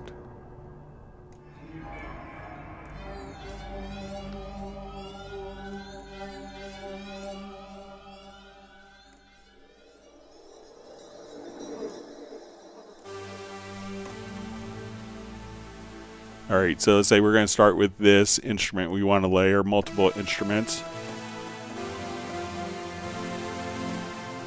to that. So I'm going to add a number of, we could add rack instruments here if we wanted to, or we could add different instrument tracks. So let's say, okay, now we want to do a retrolog instance.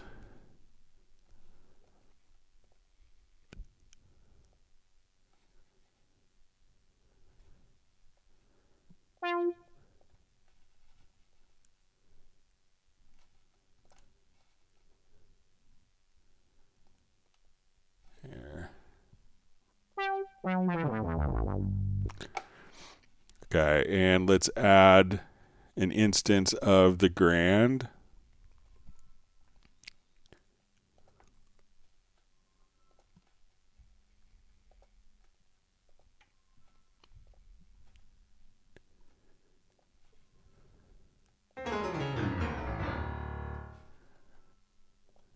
Okay, and let's add a instance of retro. We'll do a pad shop.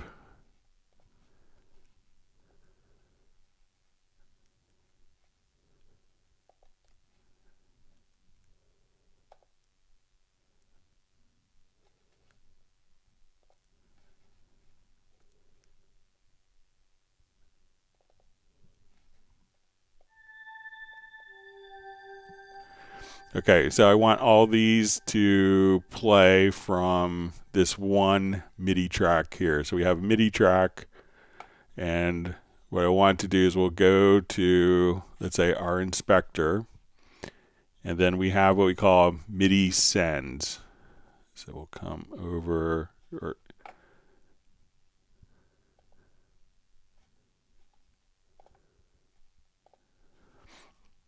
all right, so we'll say, okay, I want to send it out to 4 different sources here. So I'll say, okay, let's send this to my instance of retrolog. I'm going to send it to the grand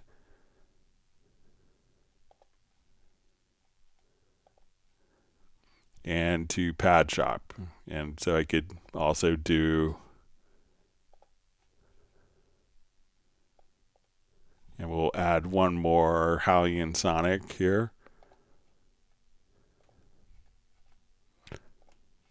with a different sound in it.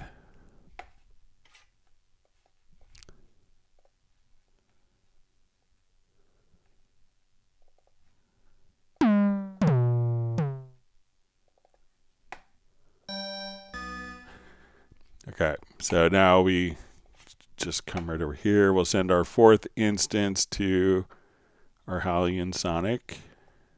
Okay, so now I just have this one particular part. I can hide these particular tracks if I wanted to. So now when I play,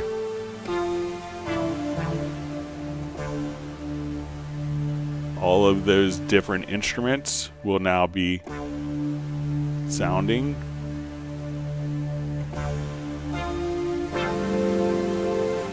So now, so if we wanted to hide them visually from the project window, I could just play kind of one part, one MIDI. So I start with the MIDI track.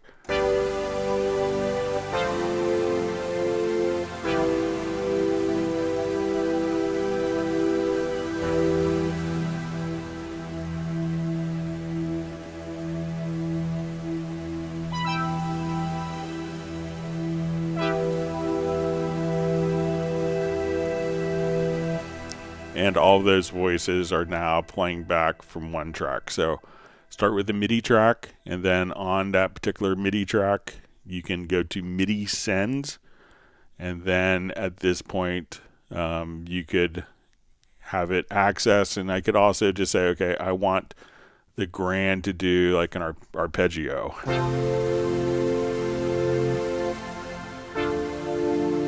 So you could have different MIDI effects on the different tracks as well, but you can just come right over here, hide those four. Now one track is playing 4 different instruments. And if you wanted to save them all as a preset, you can just come right over here, select them all. We'll say save track preset.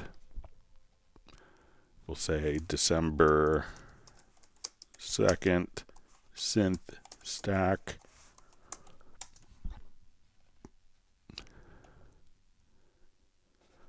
And now when we come over to your MediaBay, we go to user presets. We'll say, let's go to, you just see from multi presets. So as soon as you come over to your user presets, you can just have that recalled. So that way one track can be, you can have 5 different layers on one single track.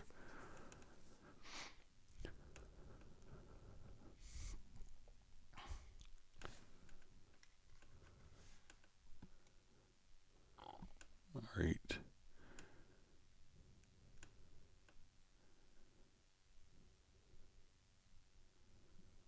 All right, we see Daniela is a bit tired from a remote recording session in Budapest. Hope it went well for you, Daniela.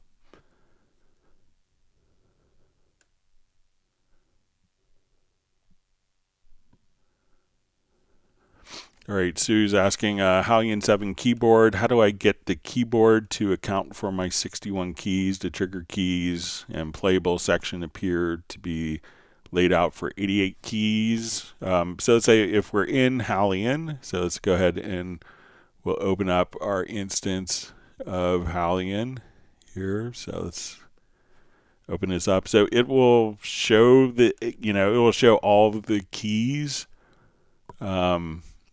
for your system. So, because you may want to see, so if you wanted it to filter for only like your particular 61 key controller, then it's not going to show that, because a lot of times you may want to see trigger notes. Like if we open up a different instrument that had key switches on it.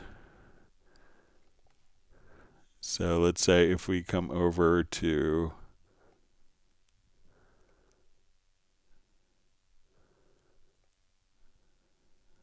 But you know, if you had an instrument with key switches,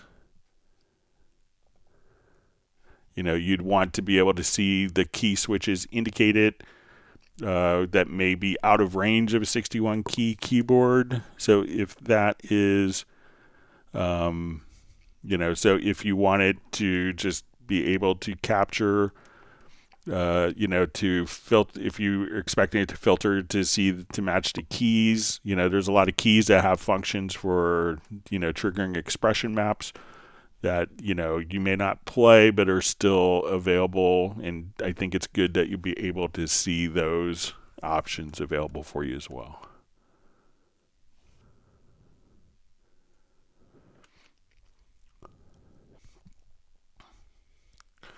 All right, this is Torch asks, in audio alignment, would you recommending aligning groups of vocals in shorter segments, sections, rather than longer ones?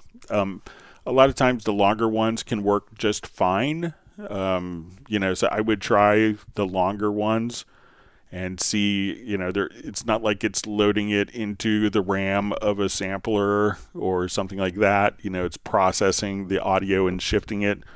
So, so I think you'd be fine. You know, if you're doing like, you know, if I was doing a live concert recording, I may break down to individual songs to different sections, so that you're not aligning, you know, a 2 hour or 2.5 hour set all at once. So but I think that you could probably do a song. I've done entire songs pretty easily and effectively without having to break it down. But if you find that it's only like one particular section, then I may kind of bounce and render those files and just do that section if you need to. But there's no real consequences of working with long files.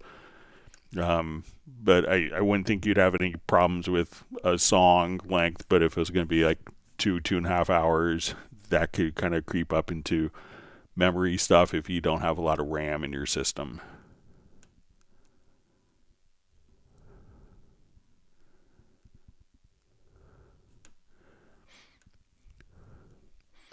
All right, so Bratman Studio says, Greg, when you showed fixing vocal tracks with a flat vocal and a transpose to do several tracks and use transpose to thicken like you do oscillators, cloner is cool too, didn't know that existed. So yeah, if you wanted to just take a particular file here,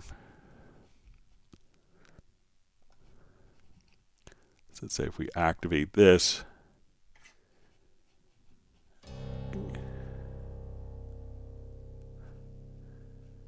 you know, you could do also kind of, you know, so if we wanted to duplicate this 3 times, or let's say we'll duplicate that track, duplicate track, and let's say, okay, I want this track to be fine-tune 0. I want this to be, let's say, -2. And let's make this one +2. And we can see how that sounds. What did you say? And if I don't do transpose, that would be better. Sorry.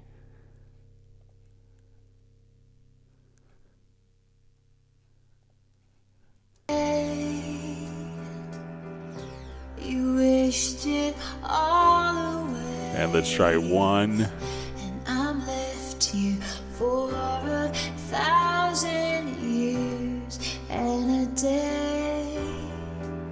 So you could use just kind of like define transposing and duplicate tracks if you wanted to do as well.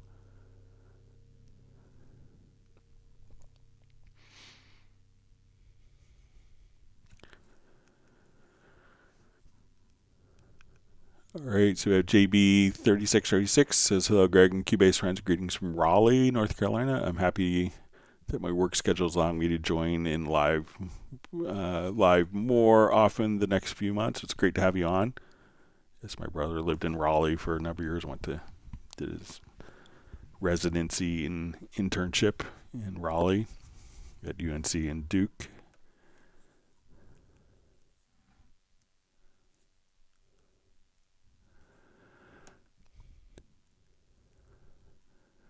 All right, so we see from Sue, just says HALion 7, is it possible to sample the sounds before loading? Thanks. All right, so let's just do a new instance. We'll do a new library.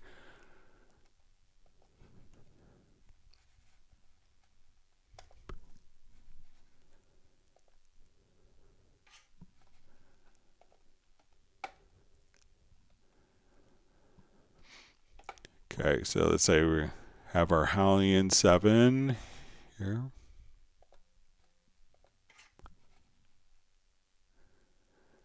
All right, so let's say I'm here and I want to audition some different sounds. Yeah, let me just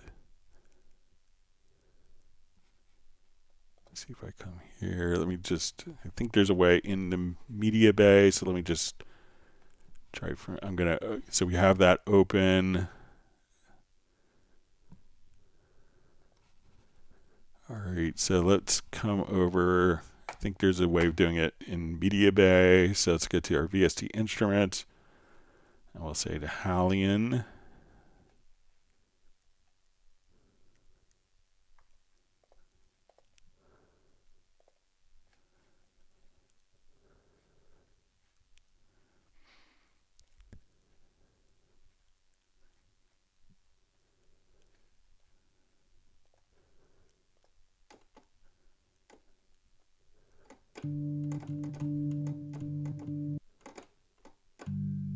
So now I could just audition my sound here in MediaBay.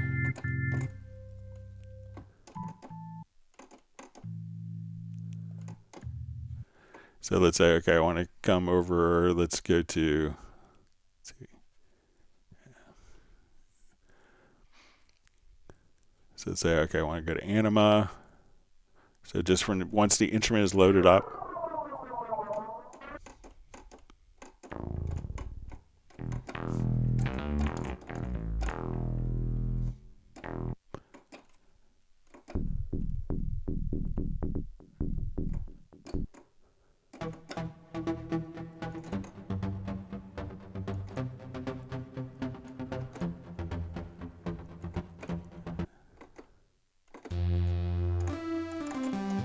so you could just kind of once the instrument is loaded up, you could kind of pre-audition all of your sounds. But let's try it with a different, let me just, and then you could capture these if you wanted to record like a specific input phrase that you wanted to use. But let's say if we come over to Retrolog, or let's say Pad Shop.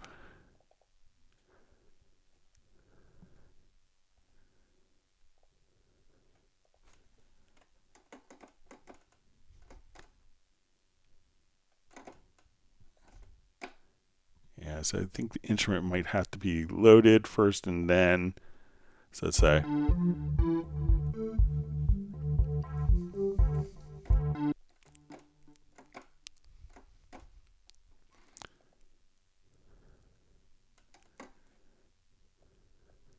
So, but yeah, try just going straight from the MediaBay on the right-hand side, then you could audition sounds in HALion first.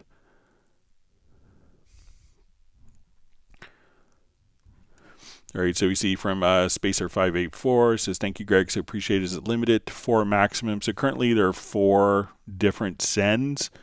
So so that way it would be limited to 4. So you could have 4 additional layers to the original. So it could be 5 maximum altogether.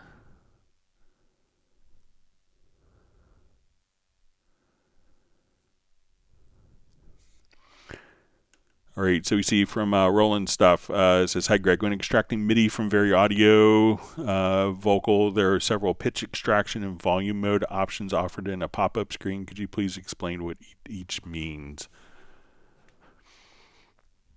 Okay, let's take a look at it.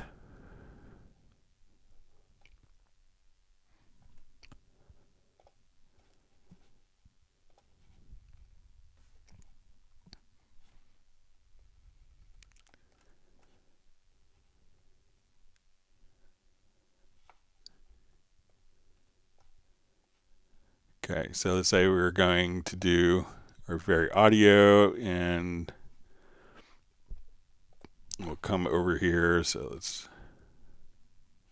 find our VariAudio events.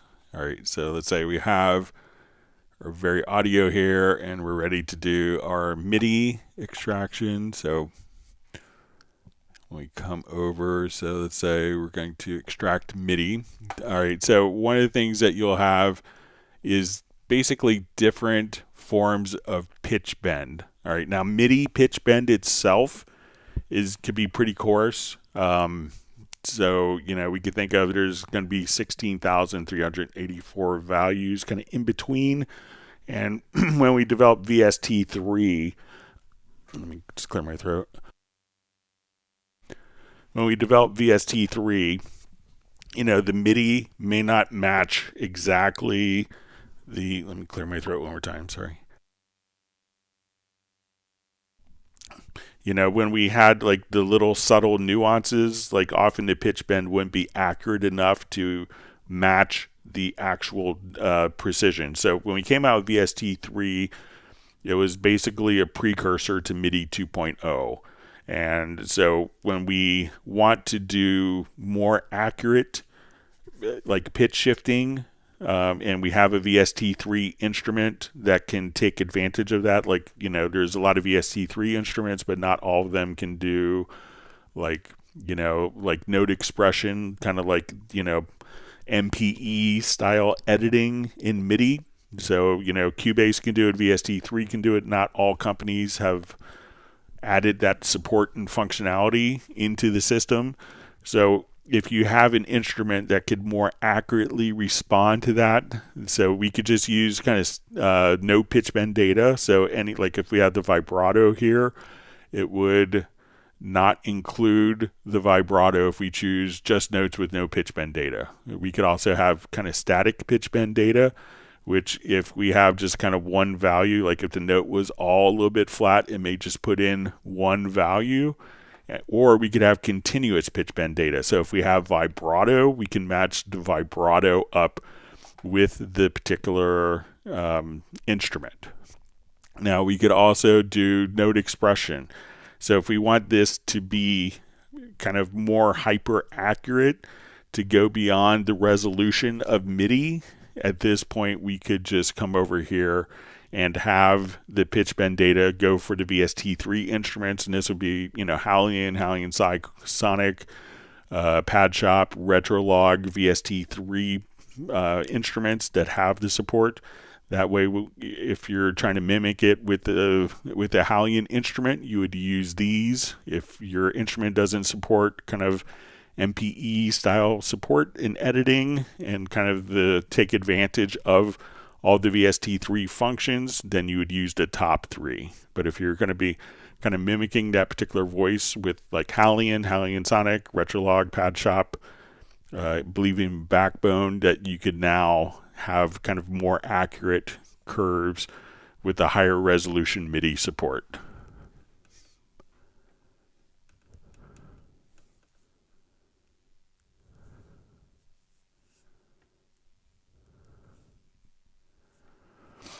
All right, Soul Sound Official asks, in the media on the right side under user presets, how to show my presets that I created and not all presets from other plugins.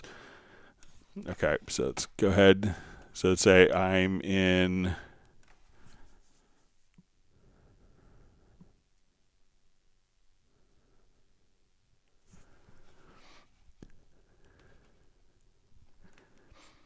all right. Okay, so let's say if I'm in this and I want to make a preset, I will, and we'll call this December 2nd, 2025.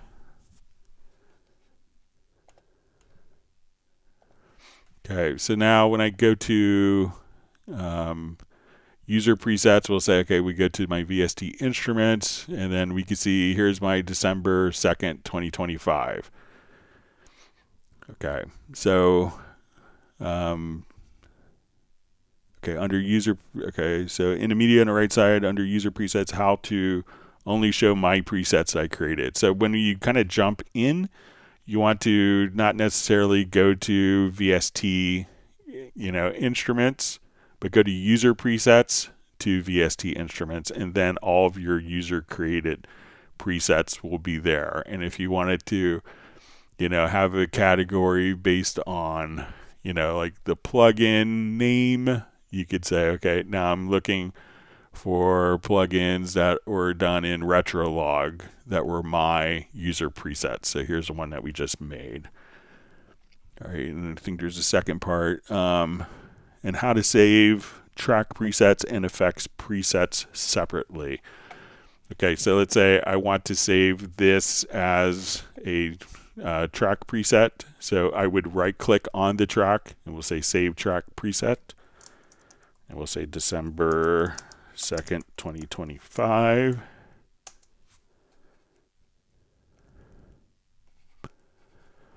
Okay, and let's say effects presets. So let's come over here.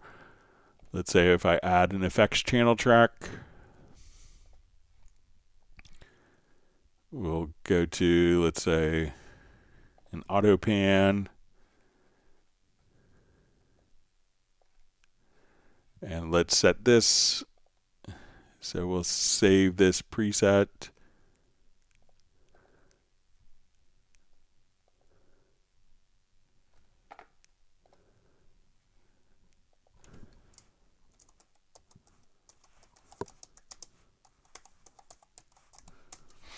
All right, and kind of the same concept. So when we're looking for our particular effects, we could just say, okay, we jump back home. We start with user presets, and now we want to go to our VST effects presets, and here's our December 2nd auto pan.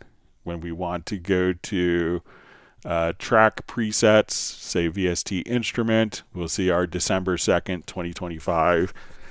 And that would be our instance of RetroLog or whatever we save. So if I wanted to incorporate that over, but in general, once you save your user presets, so you could just see now our RetroLog would automatically be called up. Just go under, again, user presets. If you start from home, user presets. So you see your track presets. If it's an audio or VST instrument, or if you wanted to see your effects presets or your user effects. So all those can be, or just within your VST instrument as well, we can just recall all of those from the user area. So let me know if that's helpful for you, Soul Sound Official. All right, so we see DJ, FK, FKS, SHG, just saying boom, boom. All right.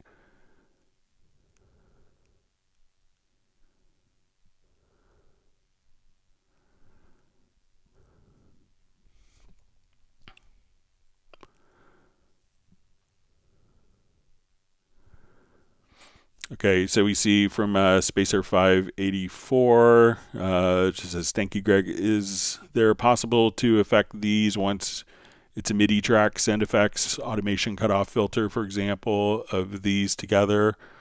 So the cutoff filter is going to be on each individual instrument. Let me see if I still have that project open.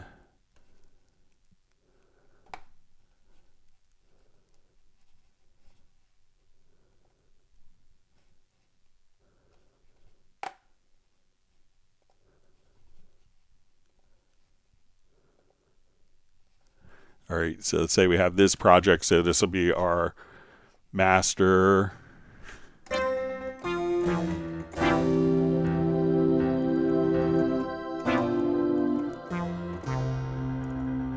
All right, so if we wanted to say, okay, I want to take this instrument, so I'll just come over here. I could select these particular instruments. We could route these to a group. So I'll just say add track, we'll add a group track. So now we'll say synth stack group. And now at this point, if I wanted to, so let's come over here, let's record and enable this particular track. So when we come over, they're all being routed out to our particular group, and we could apply effects and EQ here for all of the sounds. Layered together, we can add effects to all of these sounds. So if we come here, let's send it to a different instrument or to a different effect. So let's put a delay on it.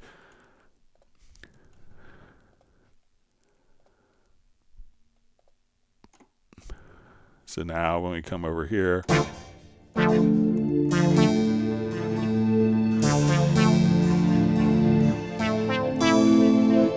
if I just hit one note,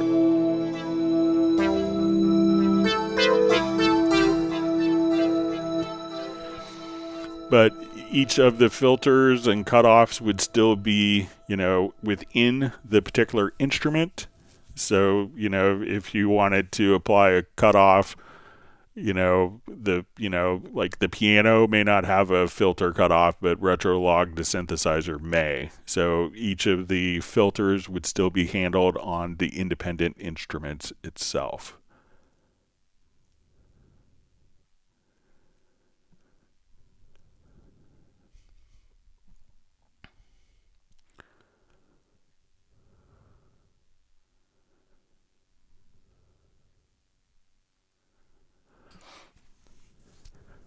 All right, so we see from Fernando, Jose Matias asks, hi Greg, I have a long multi-track recording with a long track list. I have only one audio event per track. Is it possible to rename all audio events after the respective track name? Yeah, so let's say if I come, we'll just get to a new project here.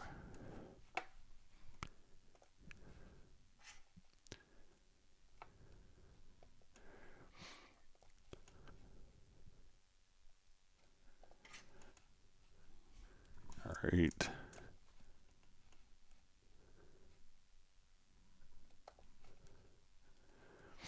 Okay, so let's say I just record and all my files are named.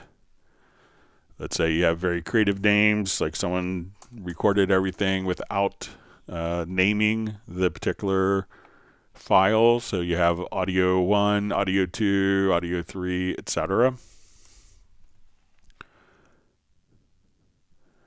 Okay, now let's say we have our track name. So let's say, okay, we want kick, snare, and I'm just hitting the tab key so I don't have to move down a track. Let's say hat, overhead, left, overhead, right. Let's say guitar, bass, vocal. All right, so let's say if I want these names to be carried over to the event names, I'm just going to reread that, make sure I have it right. Okay, one audio event per track. Is it possible to rename all the audio events after the respective track name? So I'm going to just go to the name field, hold down Control or Command, and now we can see that the name has automatically been carried over to the event. So double click there, hold down Control, Command, hit Enter, and that will rename the event based on the track names.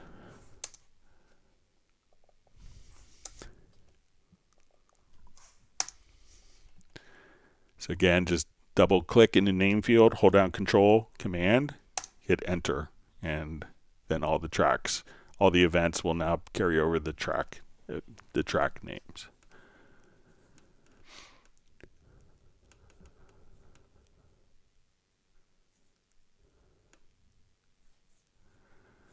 All All right, so we see from John Barry, it says, hi Greg, sorry did not make my suggestion clear. I was only referring to when there are multiple instances of the same effects or instrument. As in Terry's 6 Omnis, the menu would allow to choose the instance. Yeah, I'll pass it along. I could see where, by the time you do that, it may be, faster to do, to just open and close with the edit VST instrument, but I'll pass it along regardless. All right, so you see from Spacer 584 says, thank you, Greg.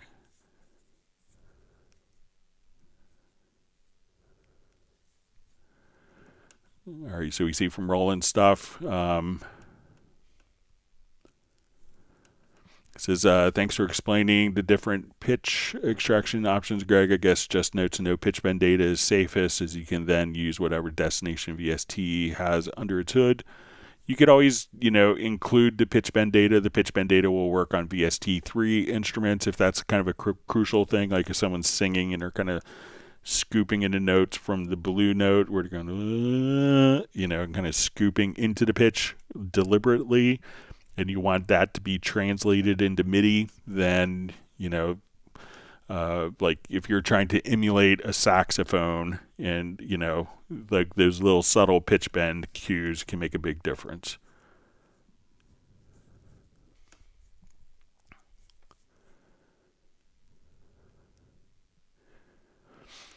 All right, so we see from Sue, it says, on your keyboard examples with HALion 7, I'd like to reduce the keyboard range between the trigger keys and the start of the playable zone on the right side. Yes, I don't know the way. Let me just take a quick look. And all the keys can be triggerable, especially in a sampler. So even if it's beyond kind of the range. So let's take a quick look, see if we break out the keyboard by itself. So let's undock our keyboard. Now that we have undocked the keyboard, let's see if there's... So I guess you could, if the keyboard is undocked, you could pick and choose what the actual range is of the instrument. So let's see if we could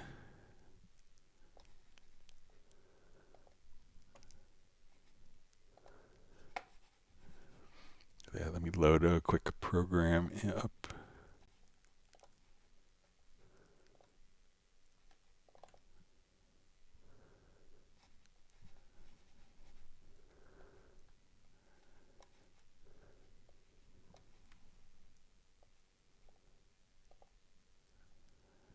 But I mean, you could, it looks like there's these little arrow keys that you could move the octaves on. So if we're here, let's just choose to. So let's say if I'm here, you could probably change the range, like you move it. But I don't, I think it's always, a lot of instruments may use the keys that are outside of your playable keyboard range. But I could pass it along as a feature request.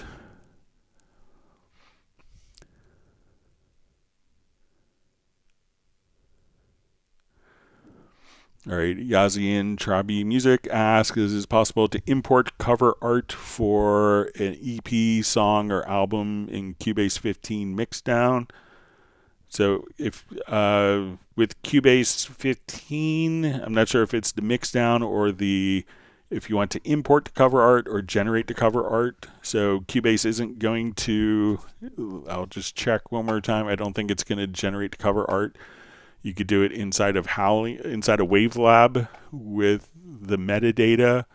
But when we come over here, so let's just do our quick, let's say we'll do our audio mix down. And if we go to, let's say our MP3 and we come over. So I don't think that there's going to be a way for Cubase to include the album art. A lot of time that's going to be done in a mastering program. So, but if you did have Wavelab, we can come over.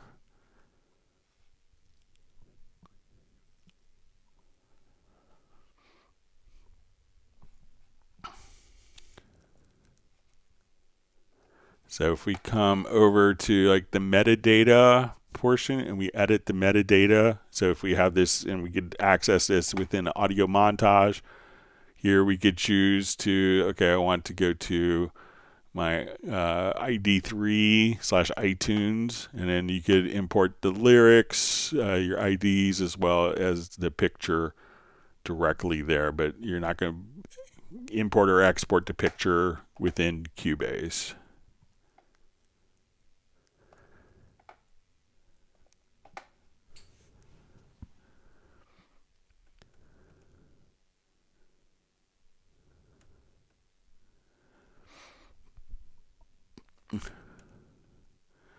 All right, so we see from Sue Op just says getting no sound out of MediaBay. So if you're kind of auditioning, you know, different sounds here, and you're not hearing it, one is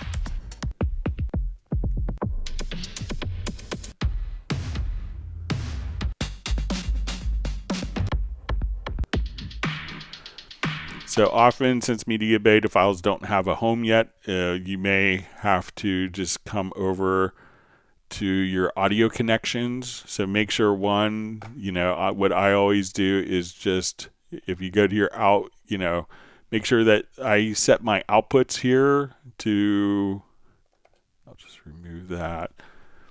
So what I tend to do is always have my output bus set to not connected.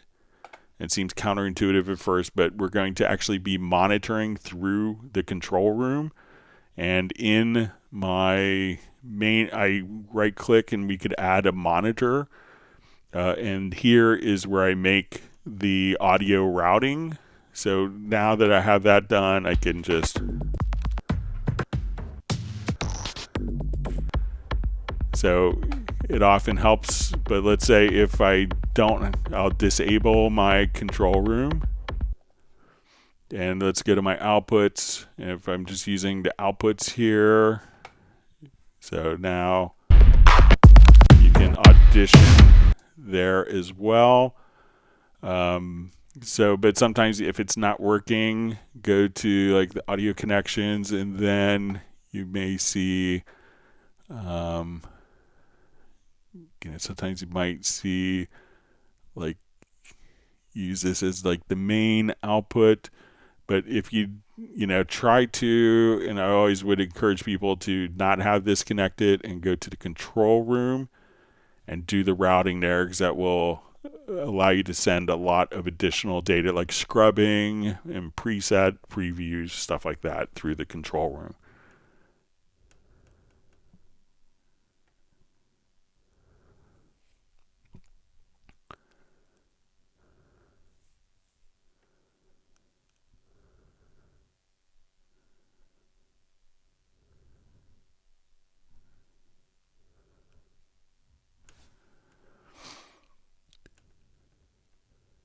All right, so we see Gareth has to take off. So yeah, I will reach out about some of the baselines, some of the questions I have.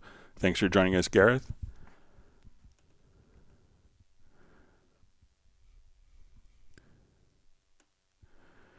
All right, so we see Cubase 15 Pro Mac M4 regarding sound samples in MediaBay. You demonstrated my sample sounds are coming in with large delays between the loaded samples. So often if you're, realize that when you're doing it, like if you're doing just like wave files, that's just playing one sample. But if you're creating something that is going to be like a multi-sample in HALion, you realize that sometimes you may be loading up, 1,000 samples for for a complex drum set with different effects. So it may take just a little bit of time, just like as if you're loading up a particular preset. It's not instantaneous because it's going to be loading. It could be unloading. Let me clear my throat. It could be unloading the previous sounds plus loading up all of the new sounds, all of the effects, all of the layers, all of the routing. So it's not going to be instantaneous for browsing when you're loading up like huge sounds.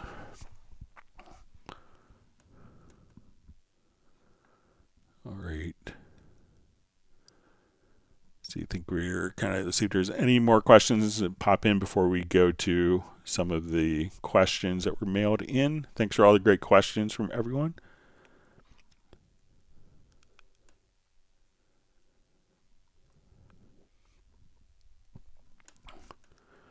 All right, let me go to some of the questions that were mailed in.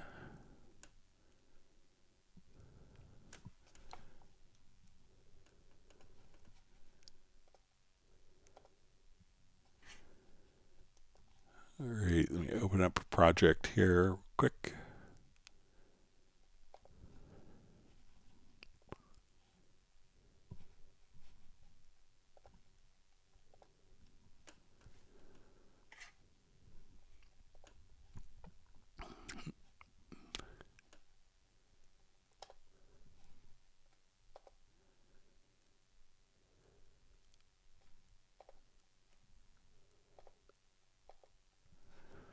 All right, so the first question we had mailed in says, Dear Greg, could you please explain what the symbols the attached picture means? Sometimes the chords in the chord track have this symbol, other times they don't.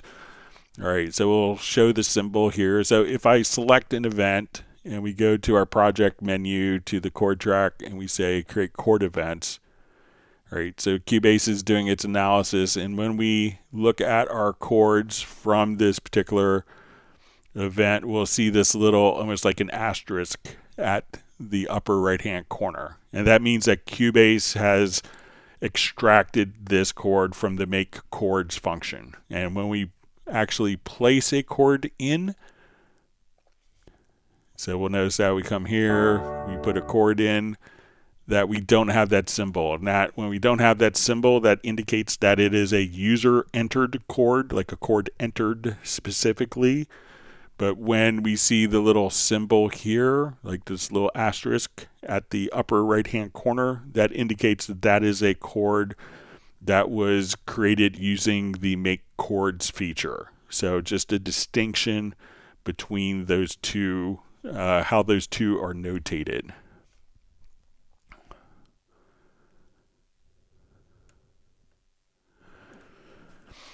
Okay, so next question. Hi, Greg. I hope you and your family had a wonderful Thanksgiving. We did. Thanks for asking. I've been struggling with something for a while now. Whenever you get a chance, I was hoping you could help me out. I'm using Cubase Pro 15 on Windows 11 system with a Roland Phantom 08 keyboard as my MIDI controller. It works well enough when I want to input MIDI into Cubase, but I can never figure out how to send MIDI from Cubase to trigger sounds on the Phantom. No matter what I do, the connection doesn't work.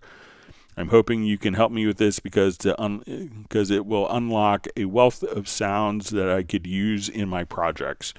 All right, so a lot of people, when we input MIDI into Cubase and we play back and we open up a virtual instrument. So if I come here, we have a virtual instrument. I play my MIDI. I hear the sound coming directly from the software is being generated, in this case, HALion Sonic.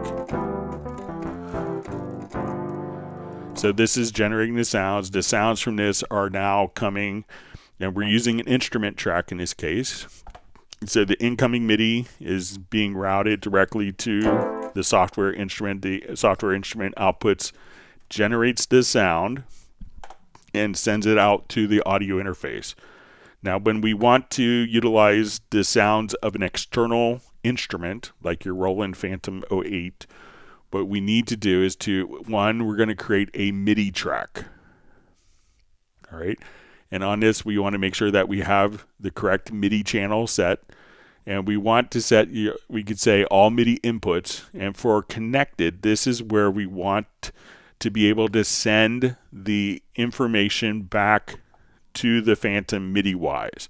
So we would select the MIDI output port. So let's say in this case, I was using and it's, I assume it's going to be a USB connection. So you may see like Roland Phantom USB.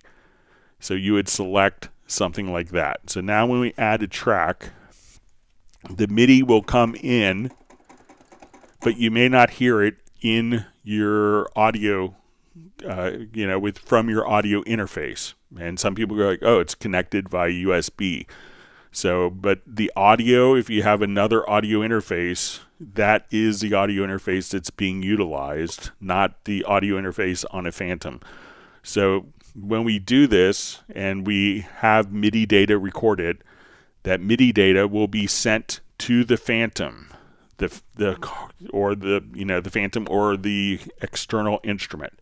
That external instrument is going to generate the sounds. So that's why often you may hear people refer to keyboards and like rack modules. They're often just called tone generators. If you look, like Yamaha had a whole series, TG77, TG55, TG33, tone generator, because that's the actual device that's making sound. So we're going to record the MIDI into Cubase. The MIDI is going to be sent out to the Phantom keyboard. So we would just say, okay, we want to send this out to wherever the Phantom keyboard is connected via MIDI.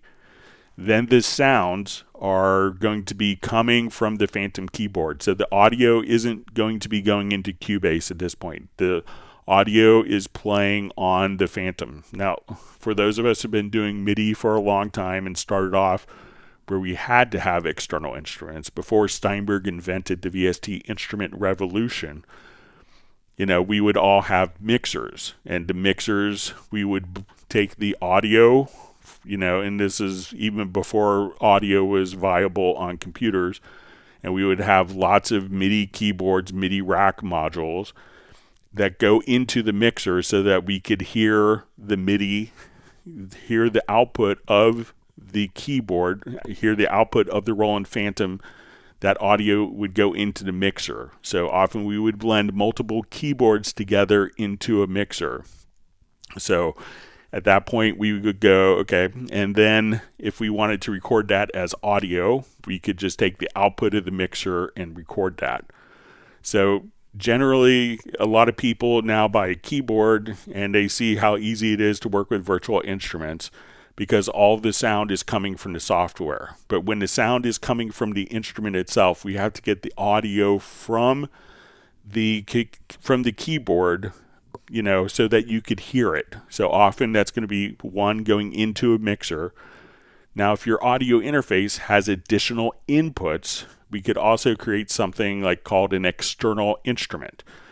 And then what an external instrument would allow you to do is to take like outputs from your hardware instrument. So say audio outs 1 and 2 or left and right out of your Phantom 8 and connect it into audio inputs.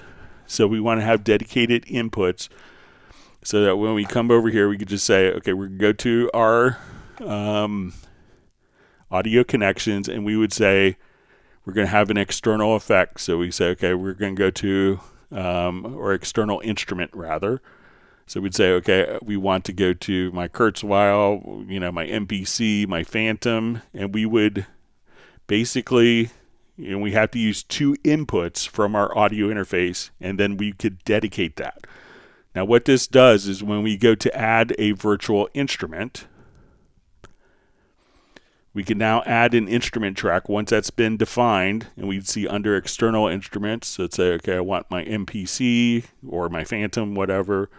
And now when I add track, the audio, once the MIDI is sent out to the keyboard, the audio is now connected to your audio interface with additional inputs so that we can hear the audio from the keyboard. So the trick is to get the audio, is how to hear the audio. So if you connect headphones to your Roland Phantom and you have a MIDI track going into Cubase and the output is going back, the MIDI output is going back to the Phantom, and you connect headphones, you'd probably hear it. But it's getting the audio out from the Phantom into your DAW that could be the tricky part. If you have an external mixer, you would just take the audio outs from your audio interface into the mixer and blend it with the Phantom. And you could monitor your external MIDI with your software instruments.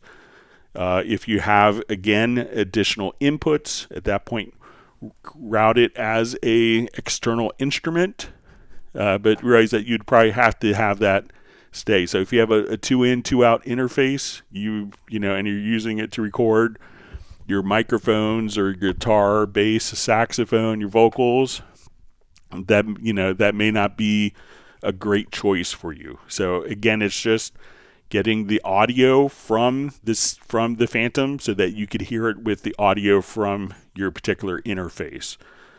So once you get that figured out, then you'll be all set. So most people would use a mixer if you want to incorporate like MIDI keyboards, and you get to see where the convenience of software instruments lie, that everything is automatically recalled and all the sounds are being generated from the software.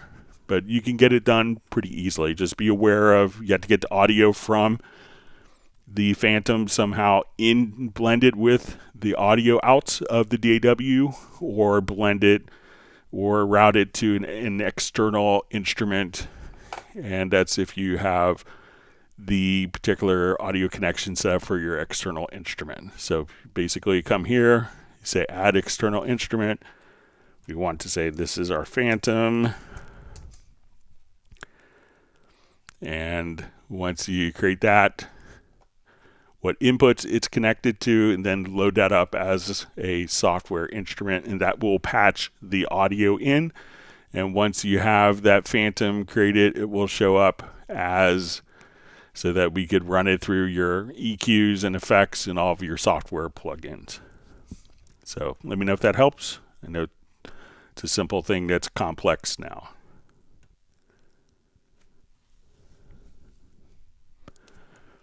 All right, so next question we had mailed in says, hello, I'm using Cubase 14 Pro on Windows 11. I want to play a groove agent pattern with SSD kit, Steven Slate drum kit. I've created a new drum map converting the groove agent map by changing the out note to corresponding, not from the SSD map. I still have a problem with the hi-hat pedal opening and closing. When I drag to copy Groove Agent event to the SSD track, I change to the SSD drum map, and I see the CC4 pedal is also copied to the event, but the hi-hat will not respond in the Groove Agent track event. Do I have to make another change in the SSD plugin in the new drum map to enable correct pedal action? Is this channel in Cubase SSD matters? And SSD, I see that there is a CC4. So, the CC4 is going to be independent of the particular drum map. So let's say if we're here, let's get to our hi-hat. We'll open up an instance of Groove Agent. So let's say, I'll make this a little louder for everyone to hear better.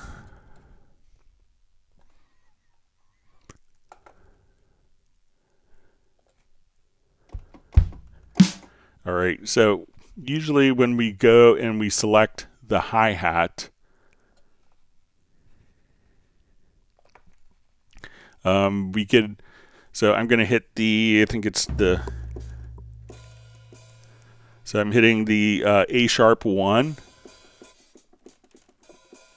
All right, so when we come over here, one of the things that we could do is how we transmit. So I'm not sure if what the Steven Slate is using. So I'm going to come over here. Let's open up the panel here. I'm going to turn this off. So we could have, depending on the settings and what's in the actual part, like when I come here, I could say, okay, I want my mod wheel to control the hi-hat opening. So I'm going to hit A#1. And then as we come over here, we could just have the particular modulation wheel open up and close the hi-hat. So when I move, let me just open this up so everyone could see it.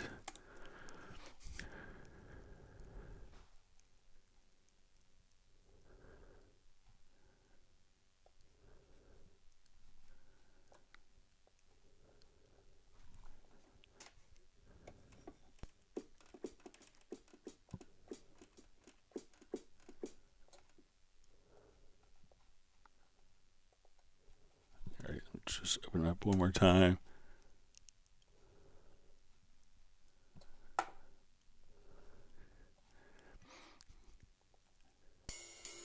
All right, so let's move this down an octave.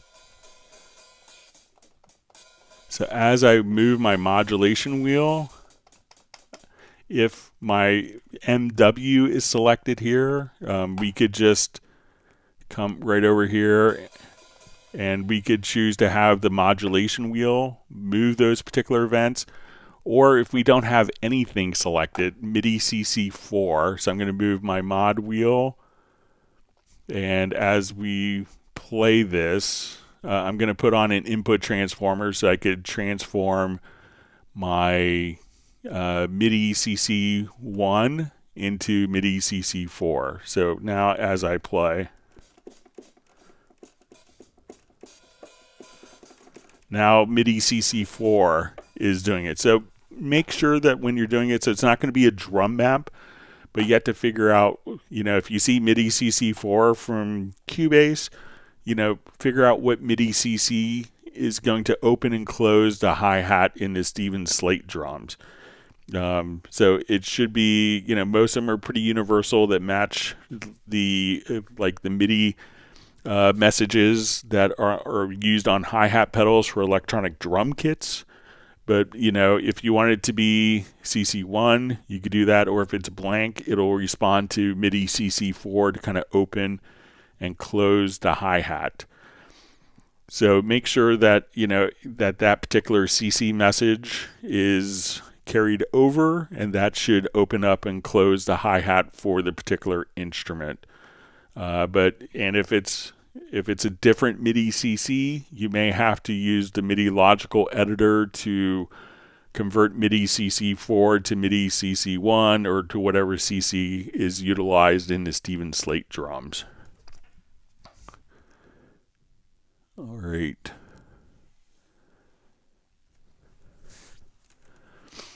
All right, so we have a question. Hi, Greg. I'd like to be able to load a reference audio recording into Dorico to score horns to. Of course, the audio would have to be somehow tempo locked to Dorico's engine. I didn't see any way to load an audio file at all, but videos can be loaded. Maybe the audio file could be turned into video format that has only a soundtrack. Either way, how to accomplish this tempo lock. So you could... Dorico itself, which is our notation program, if you're not familiar with it, will import video files. It doesn't allow you to import an audio file. You could, if you had a sampler track, if you had a sampler instrument, something like HALion, or even if you utilize Groove Agent, which comes with Dorico as well. You could drop an audio file as a sample into Groove Agent and then have that particular, and play the sample at its original tempo and just have a single MIDI note that's drawn in for the length of the sample. So you could do that. That would be another way. So if you just have a MIDI track that's just triggers a one MIDI note that's the length of the file, or if you set up Groove Agent to automatically, when you go into the samples, let's say I will come here within Groove Agent, and let me just cut the kit. So if we drop an audio file on here,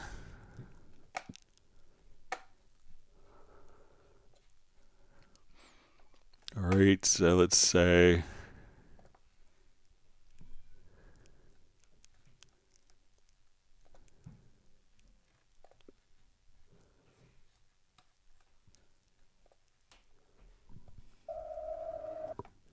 so now if we just go into Groove Agent, if you draw one note in the sequencer for Groove Agent, you could have that automatically play. And that would play back the audio file. It's not going to necessarily be tempo synced. So, it's not going to be tempo synced at all.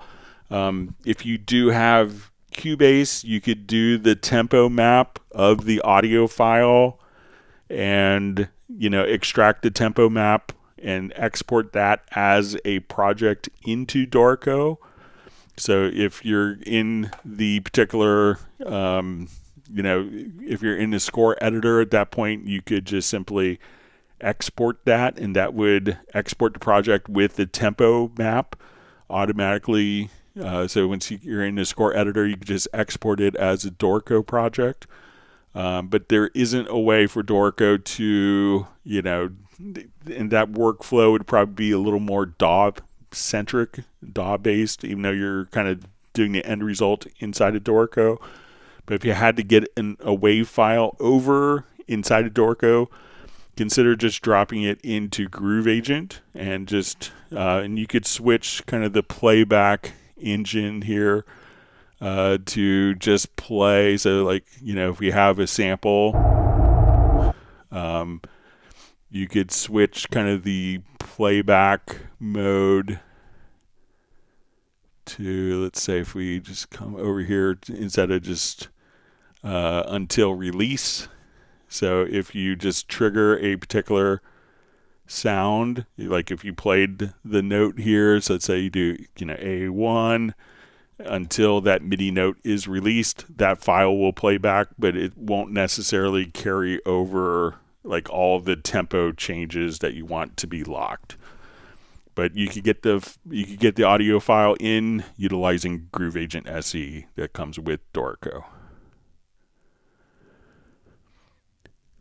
All right. So we had another question mailed in. It says, is there a way to drag a FlexPhraser pattern to MIDI track without recording the whole song in real time? So currently the only way that I know of to get the FlexPhrasers over is to, so let's say if we come over here, we have, turn that down to kill.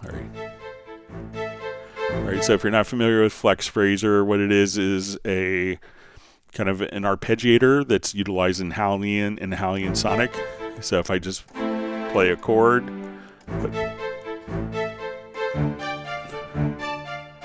so currently to get this particular phrase into, and sometimes you may not have to actually have the particular, if you wanted it to be in the parts, but you could have this actually sound just by having it follow a chord track if you wanted to. So let's say if I wanted to take like this chord track, I could say let's come over here and we could send this out to my instrument where the FlexPhraser is.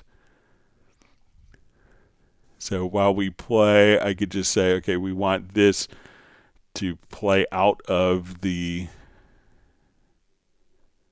let's see if I have this out of the FlexPhraser track. So let me just,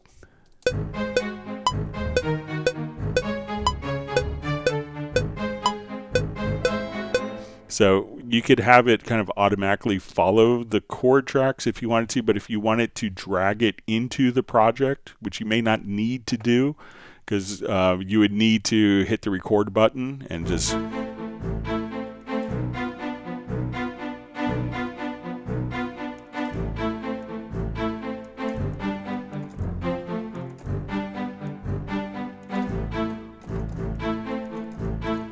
and then just simply take that, stop the recording, and drag that particular event. You'll see this, and then drag it over. So that's the only way I know to kind of get the FlexPhraser phrase into the project. But again, it can follow chord tracks. It can follow other events to automatically generate the patterns in real time. But if you needed it to print out parts, then you would need to record it and drag and drop it right back into the particular project.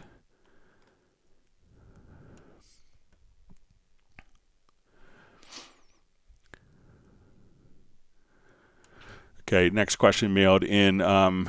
Is there any way to make a MIDI controller control more than one parameter in the mixer at the same time, or alternatively control more than one plugin parameter at a time?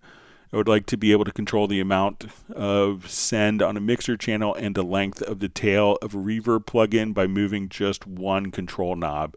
If this is not possible, could I request this for a future update of Cubase? All right, so let's say we want to control different parameters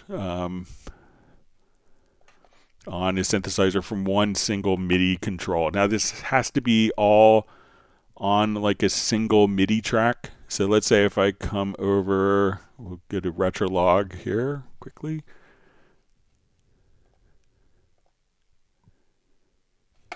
All right, so let's just find.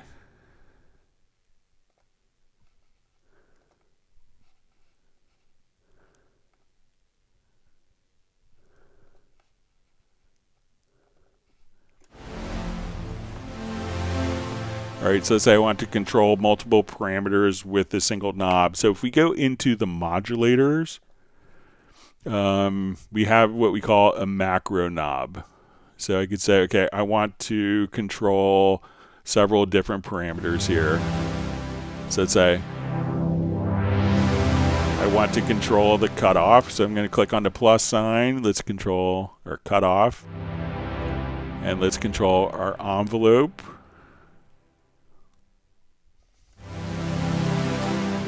And let's say our resonance, we'll add a third control here.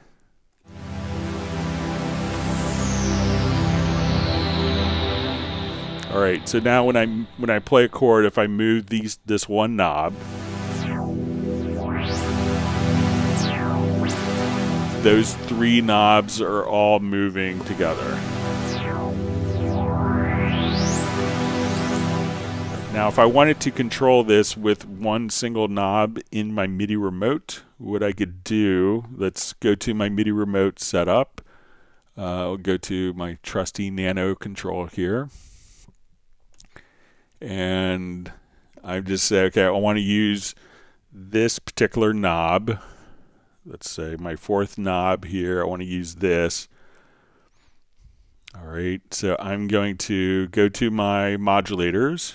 I'm going to right click and I'll say MIDI remote pickup for macro knob. I'm going to move this particular knob. And I'm going to go to, so let's say I move this fader here. Then I apply the mapping. So now my fader is now controlling multiple parameters.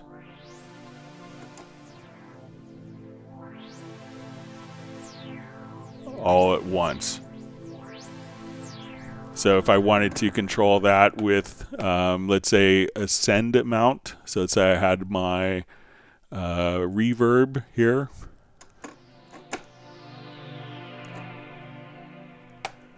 All right, so let's just add, and I could just come right over here and let's control our reverb amount as well.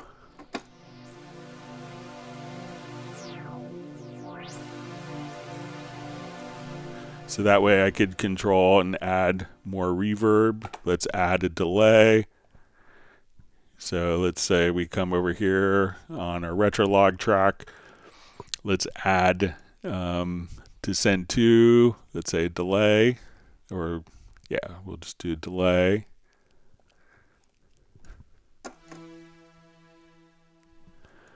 So, and I could say, okay, let's go to, and I could control 8 parameters this way. So now I could just come right back. We'll go to our first bank.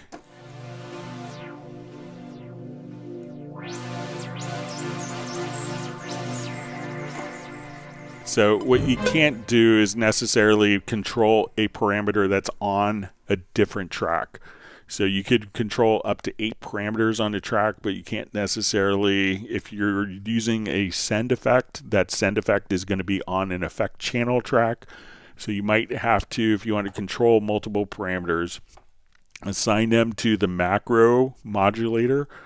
And then if they're all on the same track as inserts, sends, or the send levels, or inserts, or multiple parameters in the synth or the EQ, you can just come right over here and say, okay, I want to control the EQ of the channel. You can do up to 8 parameters just like this. So you can say, okay, now I want to control my frequency. So now as I do this,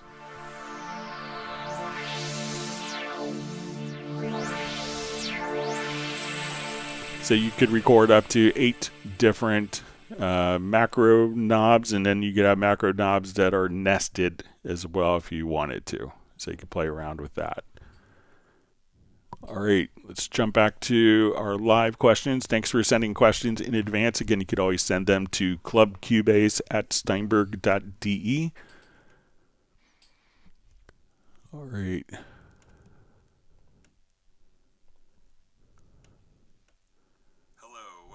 Sorry, let me just turn down my monitoring computer. Sorry about that.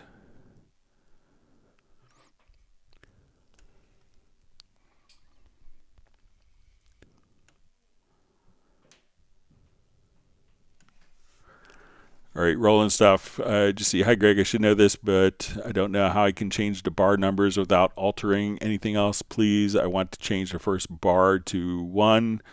At the moment, it's showing as -1. Okay, so let's say, all right, so to do that, if we go to the project setup, you go to the project menu, to project setup, or hit Shift plus the letter S.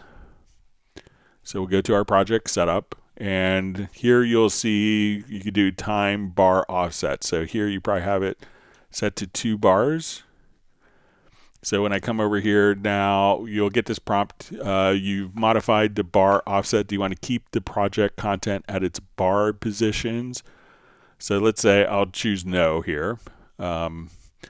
So right now I have a -1 bar.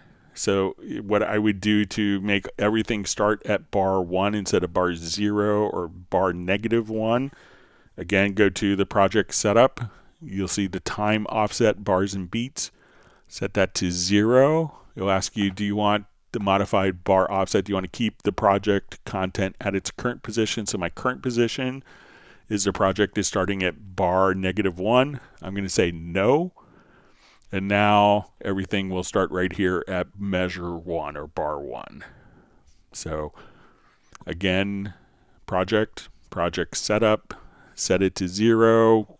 When you're asked if you want to keep the contents at the current bar position, say no, and I think you'll be all set.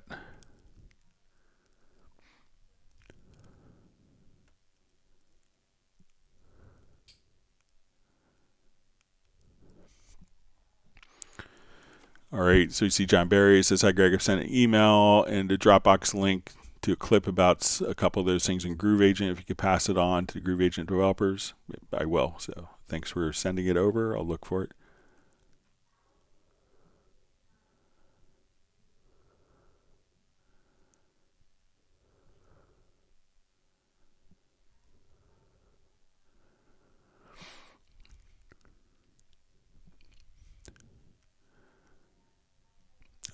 So we see from Fernando Jose, just says, thanks Greg, I was hoping there was a batch solution for the event naming question, but that's surely faster than what I've been doing. Another neat trick I didn't know about. So there might be a way with macro, but sometimes selecting like a macro, going and selecting the name and copying, and it could be a little tricky, but I don't think it's too bad, of a solution. So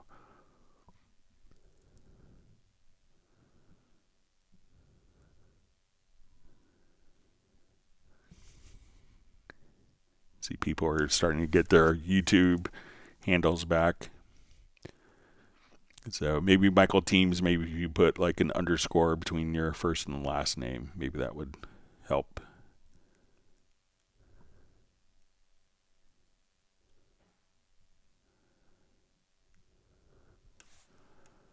All right, so you see Peter's received 1 gallon of Mexican hot chocolate ice cream from Michael Teams.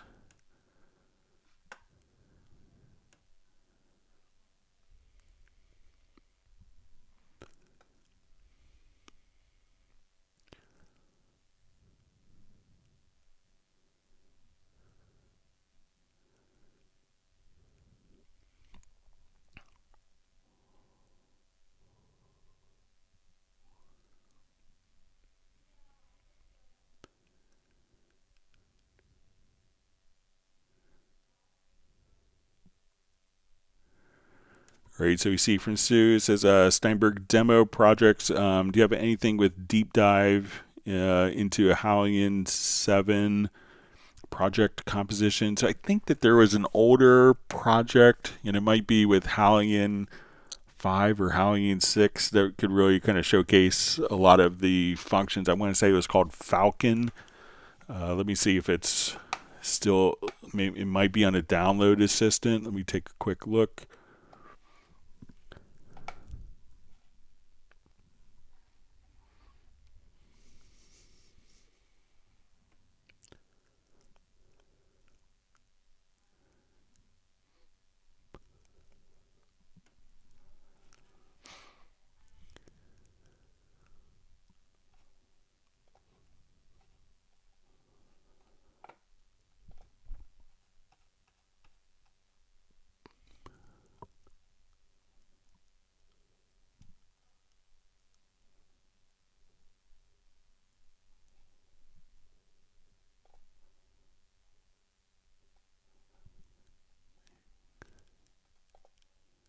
Yeah, I might be able to dig up a project, but I don't think. Yeah, it doesn't look like it's on the download assistant. But it might be. I can see if I could dig up a project. If you want to email me at clubcubase@steinberg.de.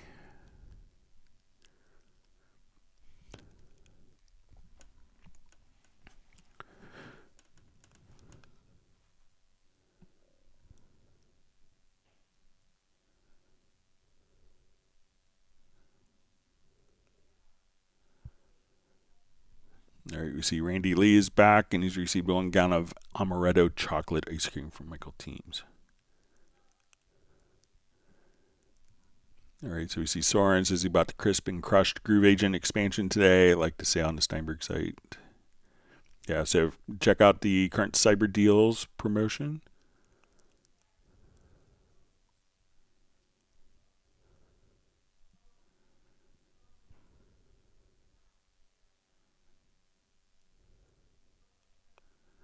All right, wonderful to see Graham Witcher on.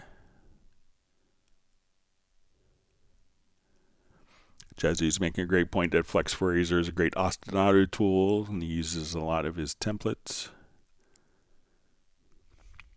Right, and Graham has received 1 gallon of spiced rum ice cream.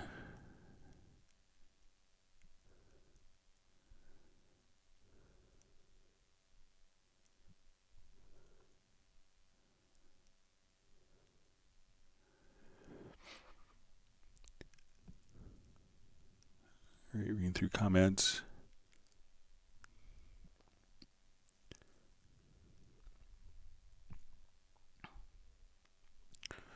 All right, so we see from Sue just asked the XY pad on HALion 7 keyboard, what's its purpose and how to use. So let's say if we go to load up, I'm not sure if I'll find a particular sound, but we could map different controls. So let's say if we come right over here to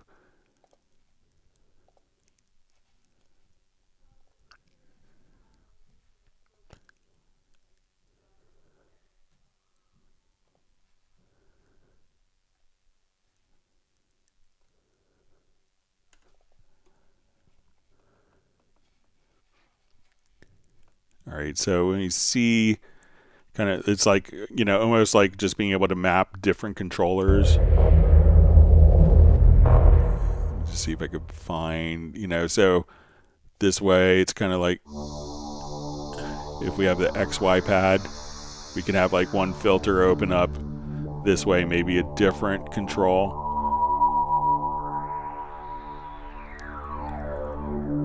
So that we could kind of morph 2 different parameters together.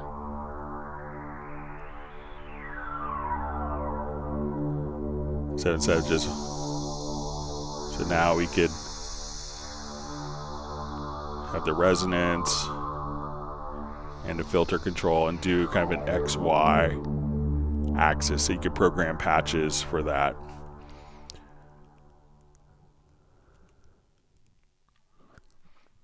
See, John Barry just says, thanks to new Scaling a Groove Agent SE6, I found a velocity curve setting I'd missed for years.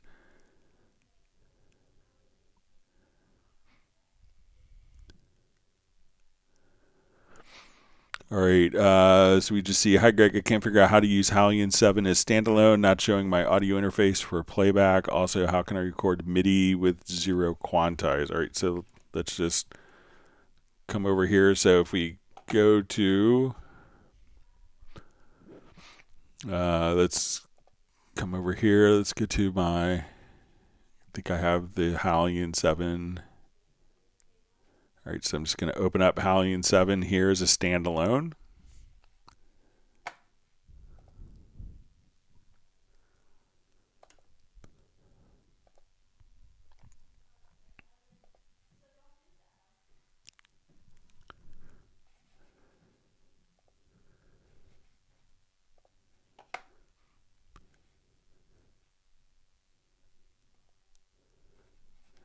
So, and to set this up, all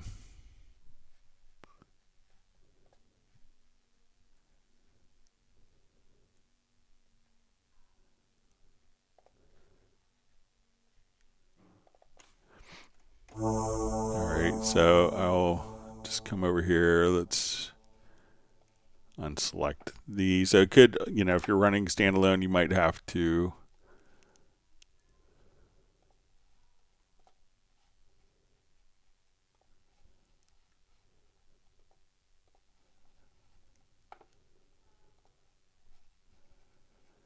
so say this is our standalone version here.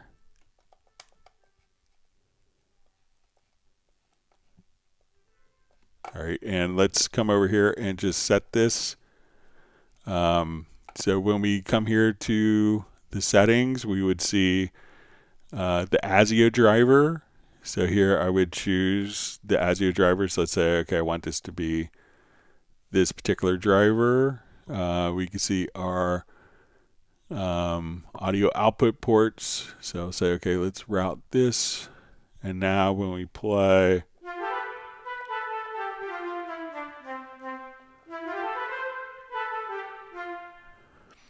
so at that point you can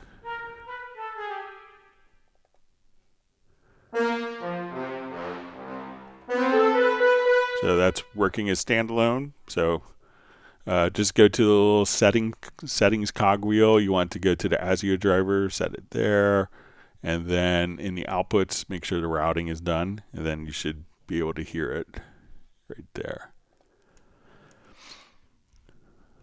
All right. Next question. Also, how can I record MIDI with 0 quantize? So unless the AQ is enabled, so let's come over here. We'll just do a new project on the transport. If this is disabled, Cubase won't record MIDI with any quantization.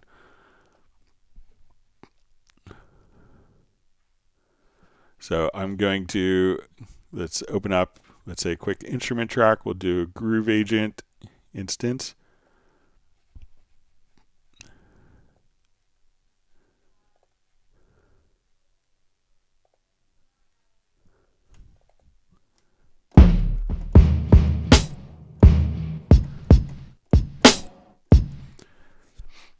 Okay, so what I want to do now is I'm going to take this particular instrument here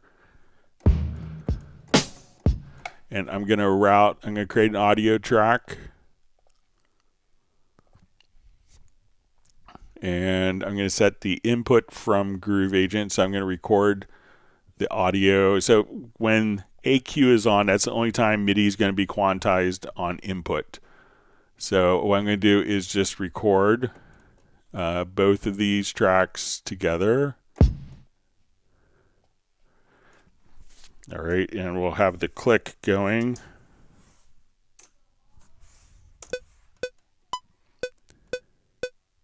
All right, so now I'll just come over and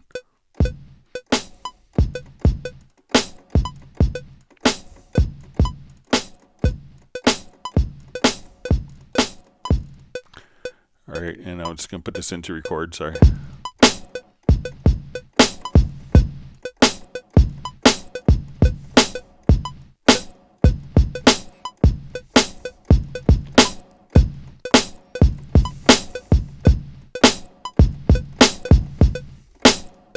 All right, so now when we play this back, we'll come right over here.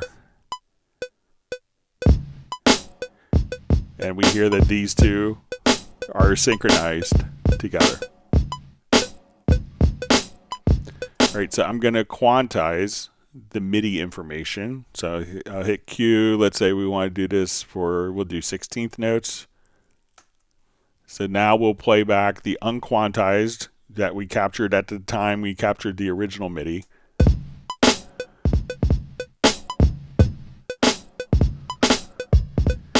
And if we undo the quantization,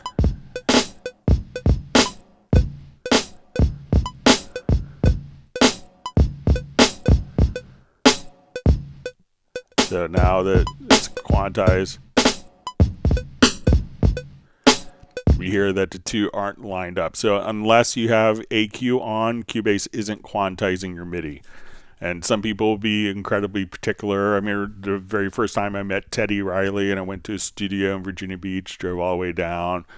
And he came in and the first thing he did was actually just played something kind of free form. And Teddy is, you know, invented kind of the whole concept, the whole genre of New Jack Swing based on particular feels. And why he's a Cubase user is because, you know, Cubase actually played back exactly what he played in timing wise. And the first thing he did, he listened to it and he's like, that other company is lying to me. You know, the other sequencer he was using before would quantize all of the information on input so it sounded tighter, but it wasn't in the little very subtle nooks and crannies rhythmic wise that makes up like a particular swing feel. And that's why, you know, Teddy's been a Cubase user for decades just because of the feel. So Cubase isn't going to record any quantization unless the AQ is activated here in the transport bar.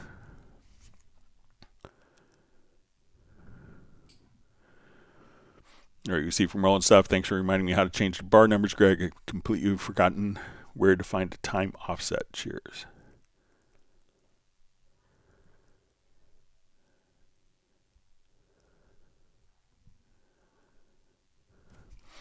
All right, so we see from Spacer584, is it possible to just have some melody and each repetition of the melody to play the notes a bit later with the beat to make such a kind of movement?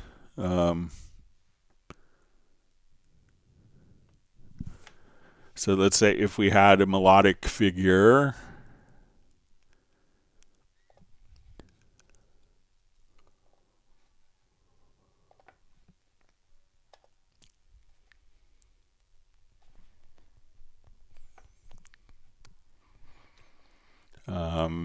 all right, so let's do maybe a quick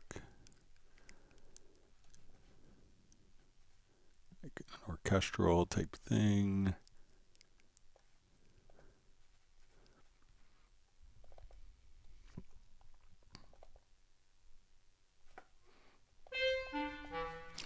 All right, so let's say we have this and we wanted to put in just a quick melodic figure. So let's say 2 bars.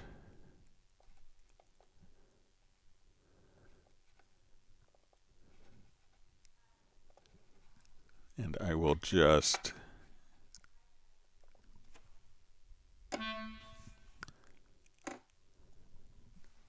let me just check my quantized value here real quick.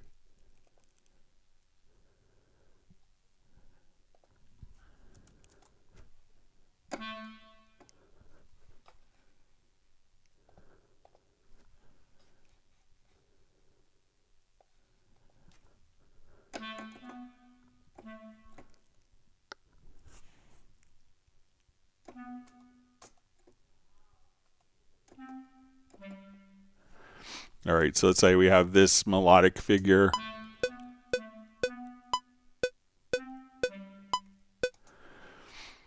Okay, and let's say if we want to I think we could make a macro to do this, but let's make a quick logical editor preset. So let's say we want to, all right, let's just remove all this. So we want to transform, type is equal to note, and we want to adjust the position. And let's say we want to add, let's say 20 pulses to it.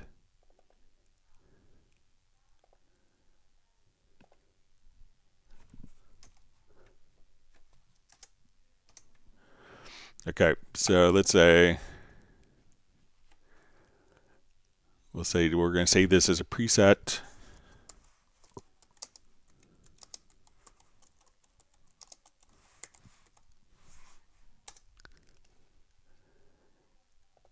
Okay, so let's say if I run this logical editor preset, I'm just going to test it. Here we'll go to our logical editor. We could set this up, and as we do that, we can see that it's moving the pitches. Okay, so I want to create a macro. So let's go here to our key commands. Let's do new macro. So I want to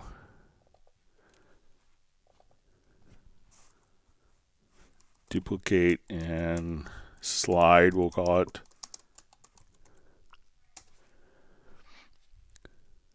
So let's duplicate the event.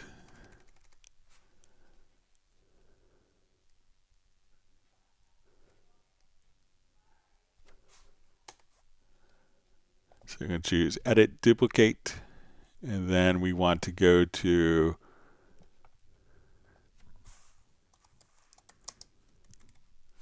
move 20 pulses later.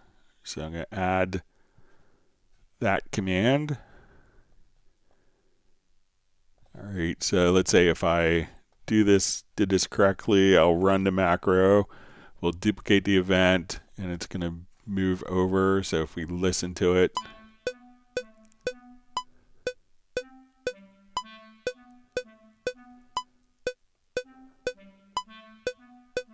every time it's going to be slightly more off.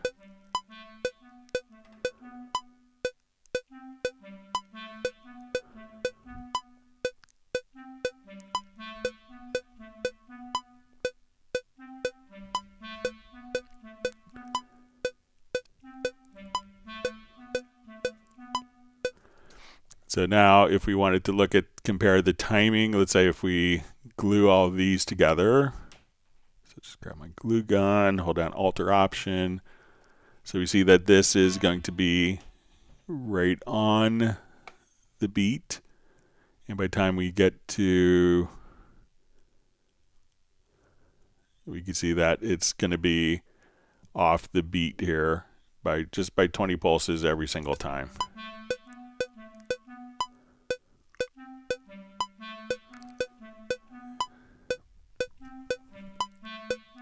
So every one of those gets slightly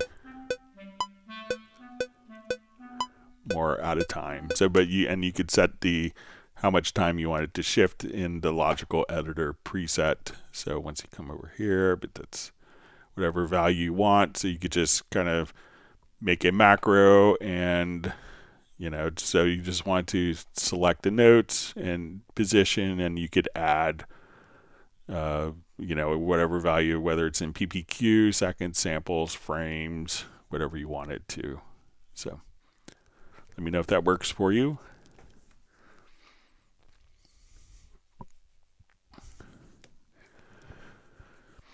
Great to see Rick Ballantyne on, wonderful composer from Charlotte, North Carolina. It says, hey Greg, would you know why I keep losing transport control with Cubase 15 and the NI Mark III?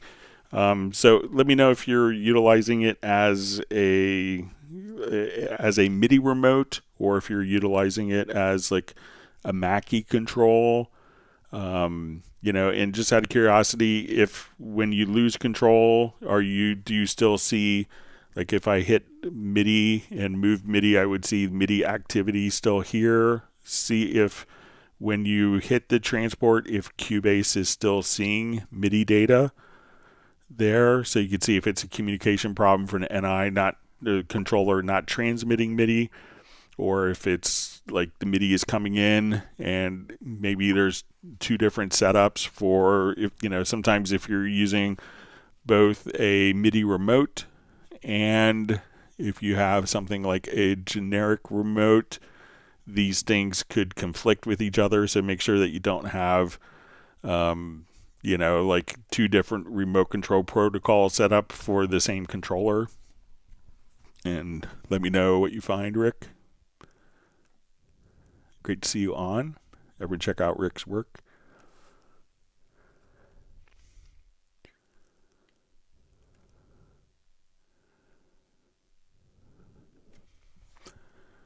All right, so we see from Roland Stuff says, me again, Greg, I recently bought HALion 7 in the cyber deals, but it was just was it part of Cubase 14 or 15 Pro, which I have? I found I already had a desktop icon for HALion 7 that was the light version. So you get a version called HALion Sonic 7, which doesn't have, you know, which is, we could think of it as the playback engine for HALion 7, but HALion 7 is a completely different beast, so you'll get not only like Tails instrument, the FM7 instrument with your HALion 7, but you could create your own instruments, do like, you know, and basically for making and creating your own sounds, HALion 7 is perfect for that. You could actually make your own virtual instruments with it as well. So lots of great stuff you could do, but it's kind of like there's a full Groove Agent and a Groove Agent SE. We can think of the SE as like the starter version. So HALion Sonic is kind of like a synth playback engine for instruments that were made inside of HALion or designed to be made for HALion, but HALion will allow you to do much, much more.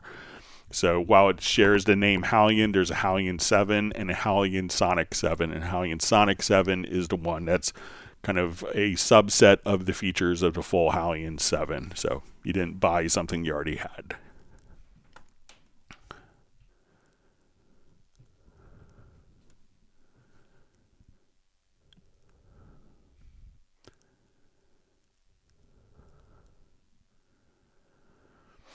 All right, from Jazzy Lamel says, greetings, Greg. Does that mean the Q button will auto-quantize audio going in? So audio going in isn't going to be quantized on input, just MIDI data. So it would be probably really bad to quantize audio going in real time.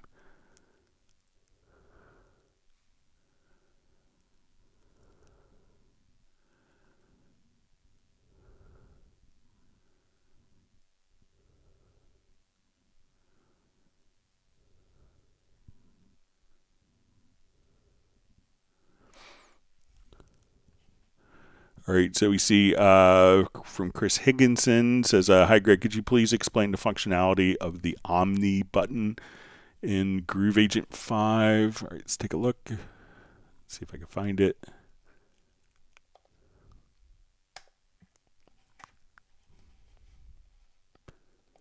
All right, so let me just load up a couple quick patterns.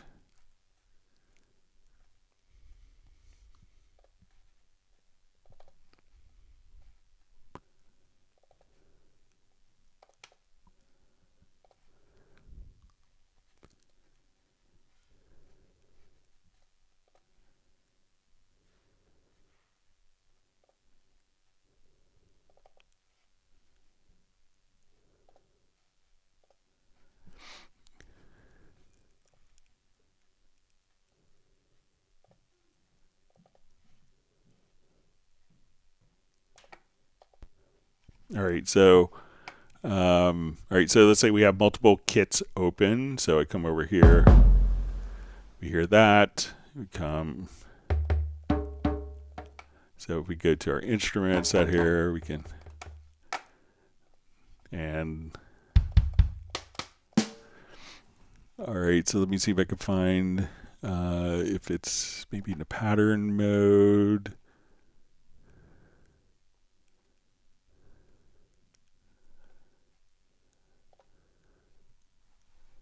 See if I could find where the Omni button is. Okay, so it's down here. All right.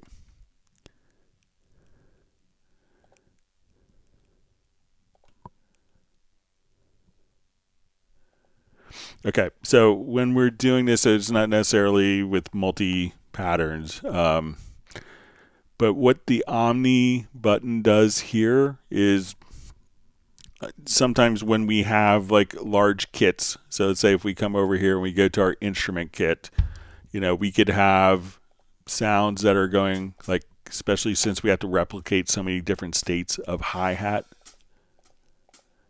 So when you come over here, you may have like, you know, 40 different samples of hi-hats in all the in-between states. So there's only 128 MIDI notes. So when we are dealing with, you know, let's say if we have 24 patterns, but we have 100 different, let's say we have 120 samples and 16 patterns. So that would be a total of 140 notes. So patterns can be triggered by MIDI notes when we're in the pattern editor. And then we have instrument sounds that can be triggered by MIDI notes. Some of those notes may overlap.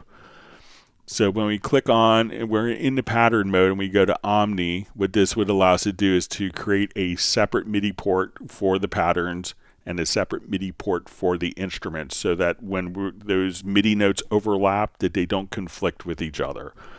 So if you ever are in a situation where you dragged a pattern into the project and you're like, you know, that doesn't sound exactly the same, you want to just simply click on the Omni button at that point.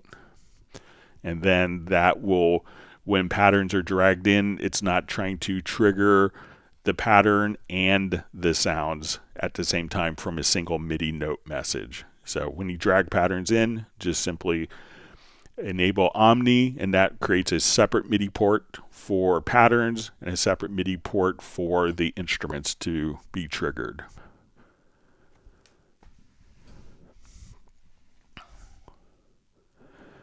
All right, so you see Rick Ballantyne Music just says also HALion, Loop Mash, and Spectre are grayed out in Cubase 15. I heard the first patch you played in HALion, and I want it bad. And so is Mystic. Yeah, so Mystic, Spectre, and Loop Mash are plugins that weren't able to be kind of brought up to speed with the later operating systems. If you're on Windows, there's some clever ways to get those working, but HALion is still available. If you let me know which sound it was that you want, you probably have that, because HALion, there's a previous earlier generations of Cubase, you had a HALion Sonic SE that was replaced by HALion Sonic 7. So while it may be grayed out, make sure that you have the HALion Sonic 7. HALion is available as a separate instrument, but let me know like which particular instrument. I could tell you if it comes with HALion, and if you purchased HALion and it's currently on like a cyber deals, I think 50% off. Something like that. It's on discount currently. You could do that, but if you had previous versions of HALion, so maybe it's like the player that came with Cubase, the HALion Sonic SE might be grayed out, but the full HALion Sonic 7, which is a free download from the website, will work in your current Cubase.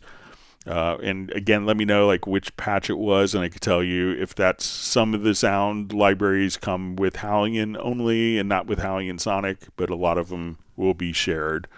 But if you let me know the particular sound, and I could tell you if that's available with Cubase by default.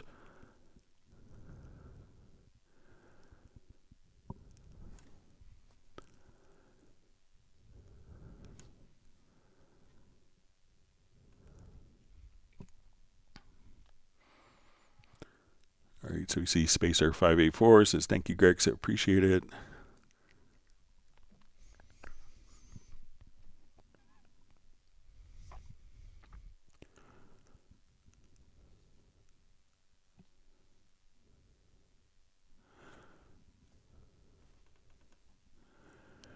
All right, so we see another request that says, I like the link send panners option, but like an invert option, please. Okay. That would make sense. I can see where that would be useful. So if you're not familiar with that request, so if we have a stereo track and we go to like our mixer channel, and let's say if we come over here to our panner, so we could have this, if we have, let me add an effects send here. So let's say, okay, we'll do our studio delay. We'll come over here. So as we pan, if we get to the panning, we could have this automatically linked when we come here. So, or if you want it to be opposite, but so this way you could say, okay, I want the reverb or delay panned in one channel while the source is panned, like the reverb or the effect. In this case, the delay panned to the left while the source is panned to the right as an inversion. I'll pass that along. It's not the, I can see where that's useful. So thanks for the suggestion, John.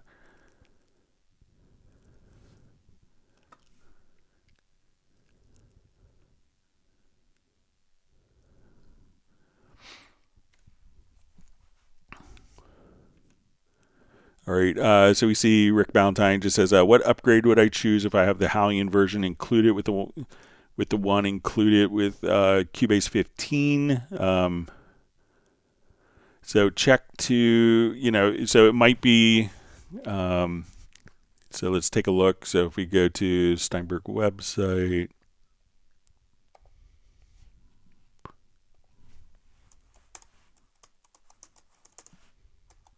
let's see if there's a discount.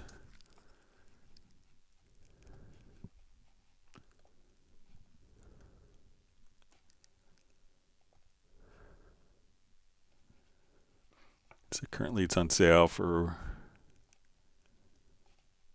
let's see if there's an update.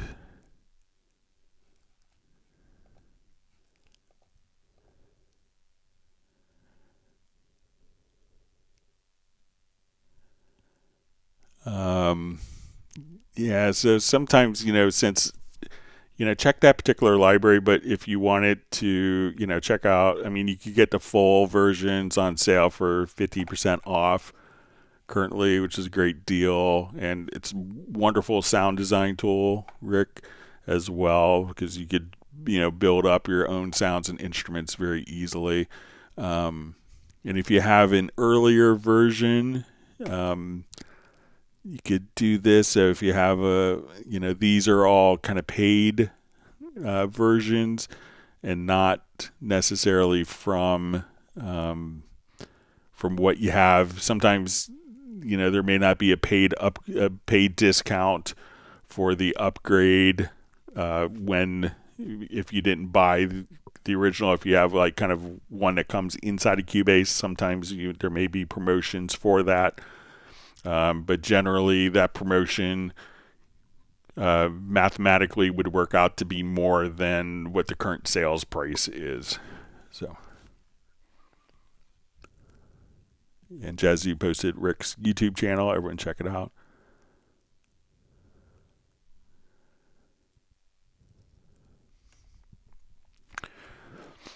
Okay, so we see from Rick, just a clarification on his NI controller. Says I could trigger MIDI, but all DAW functions are not working. I'm looking to see if anything is doubled as far as controllers. Check to see if it's running as a MIDI remote. Sometimes a lot of people use like the NI controllers. A lot, will use it as like a Mackie control device. So make sure that these, if it's kind of configured as a Mackie control, make sure that these are configured here as well for the right and correct MIDI ports.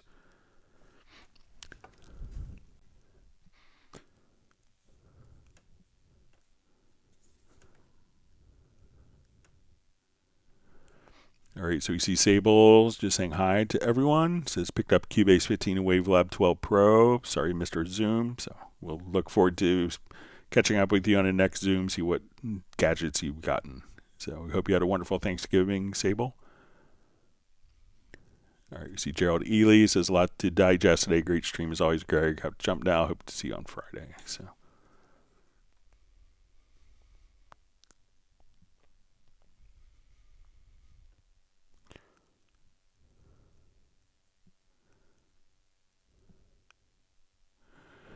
All right, so we see from Rick, it says, hey, Greg, I can't get the one that's included with Cubase 15. So if you don't have that one, all you need to do is if you go to your Steinberg download assistant, it is part of your Cubase 15 license.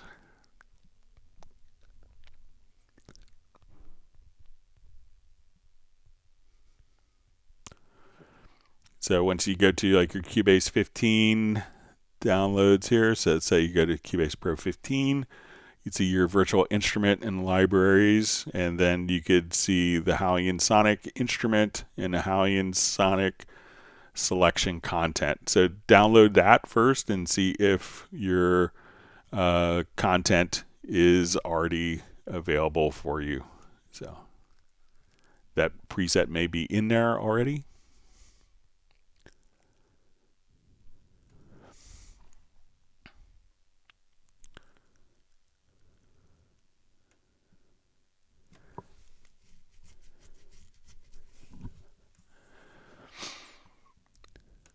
All right, so see from my Logify, how does Greg know all of these? Is there anything he doesn't know on Cubase's interface?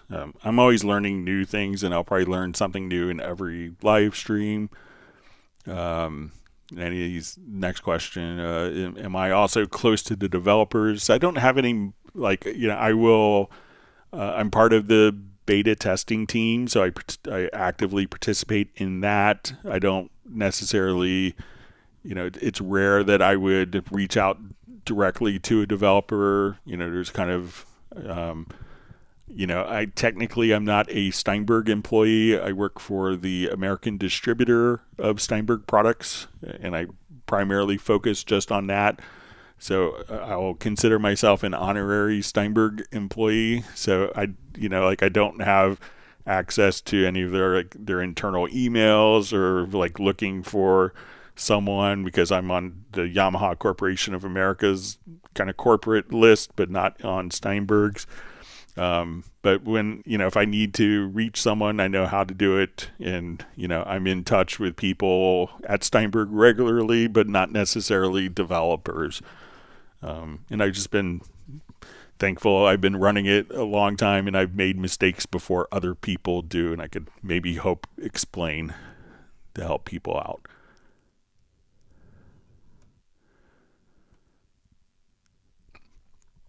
All right, so we see John Barry just says, I just learned I could add a send effect in the channel editor. Cheers.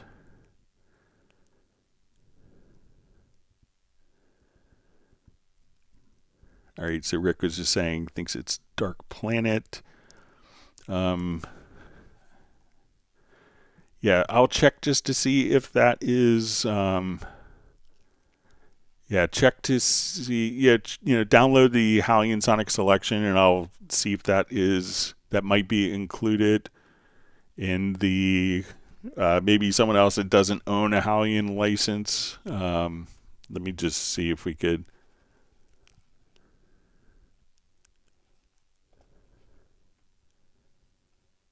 So here's a comparison zone.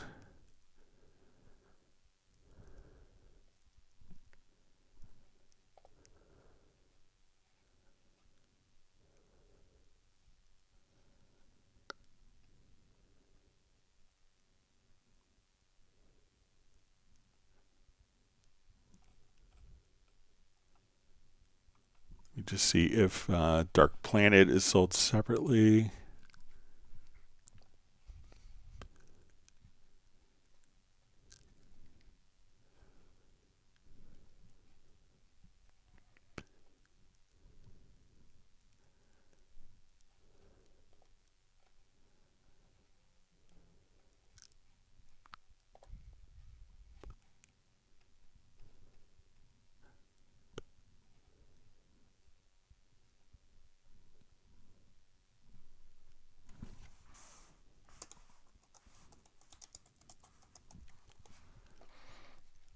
Yeah, here's Dark Planet. Let's see if this is...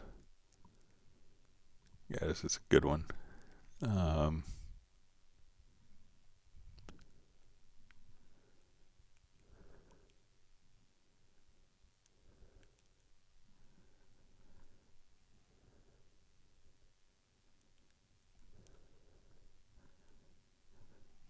So I'm not sure if that comes out. I could do some research, Rick, if you want to reach out after the meeting. I'll see if I get a definitive answer for you. But you could buy that and use that directly inside of HALion Sonic that comes with directly with Cubase. All right, so you see John Barry just says, thanks a lot. Really enjoyed the Zoom meeting last month. So yeah, I always look forward to those. He says, watch my clip, Greg. It might be something new for you. I'll check it out.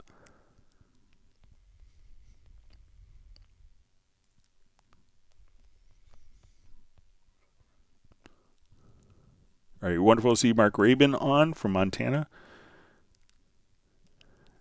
Everyone give a big woof to Mark's dog, Stella.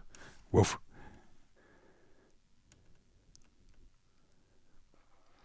All right. All right, so we see from Peter, says, totally off topic, Greg, you helped me with my office chair purchase in last week's Zoom meet. Went with the Herman Miller Aeron B remastered, fully loaded. So glad to help. So yeah, I like my Herman Miller Aeron chair, so it's been good. All right, he says he's sitting in it now as I soak in your wealth of knowledge. So glad to be able to help. All right, we'll see if there's any more questions. Looks like we're at the end of questions. I want to thank everyone for all the great questions that were sent in. I hope everyone's learned a new tip or trick. If you have, make sure you hit the like button and subscribe to the channel and let other people know that you like the live streams.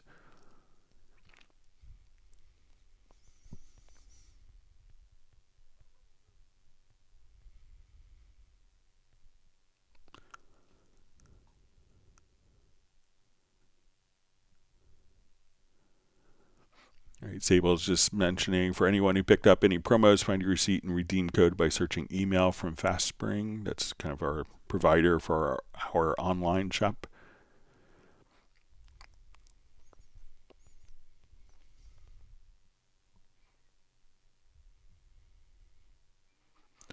All right, so we see great Zoom. Yes, will next Zoom be the 26th or 29th? So I think we may stop the live streams when we look at the calendar.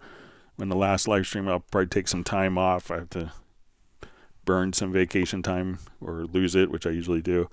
But maybe our last live stream might be December 23rd is kind of what I'm thinking.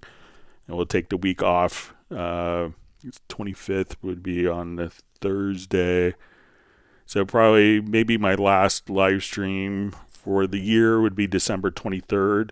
And then we'll pick up again probably on maybe the 2nd of January. So that's kind of what I'm thinking now.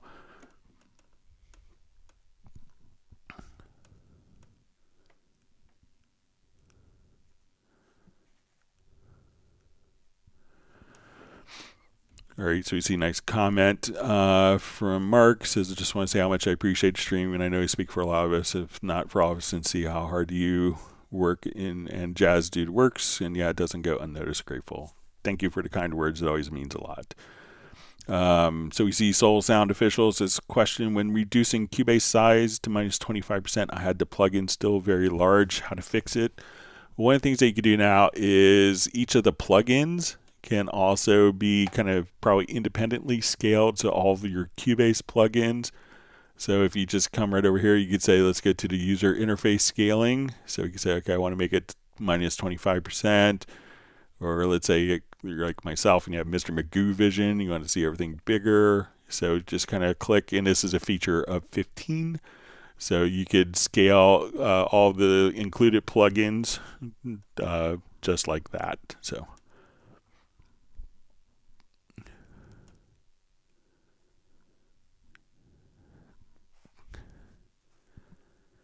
Brett Band Studio says, thanks for interpreting my bad typing. I've done plenty of typos in my life. So, All right, Sable says we're at 97 likes, so we need 3 more before we wrap up. So we'll see if we get a couple more likes. Sometimes if you refresh, you might get more likes with that and see that. All right, Sable saying 2 more likes.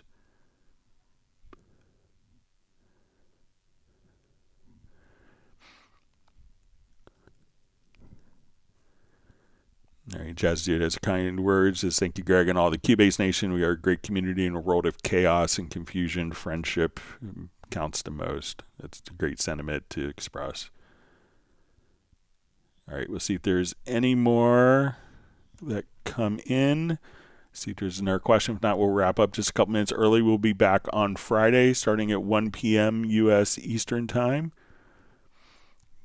And if you have questions you want to send in advance, you can send it to clubcubase@steinberg.de. All right, I see. I think we crossed the 100 likes I just refreshed. So thank you for that. You see John Barry also just says, and thanks to Yamaha for seeing the value in this. All right. So I guess we are out of questions. Thanks, everyone, for all the great questions.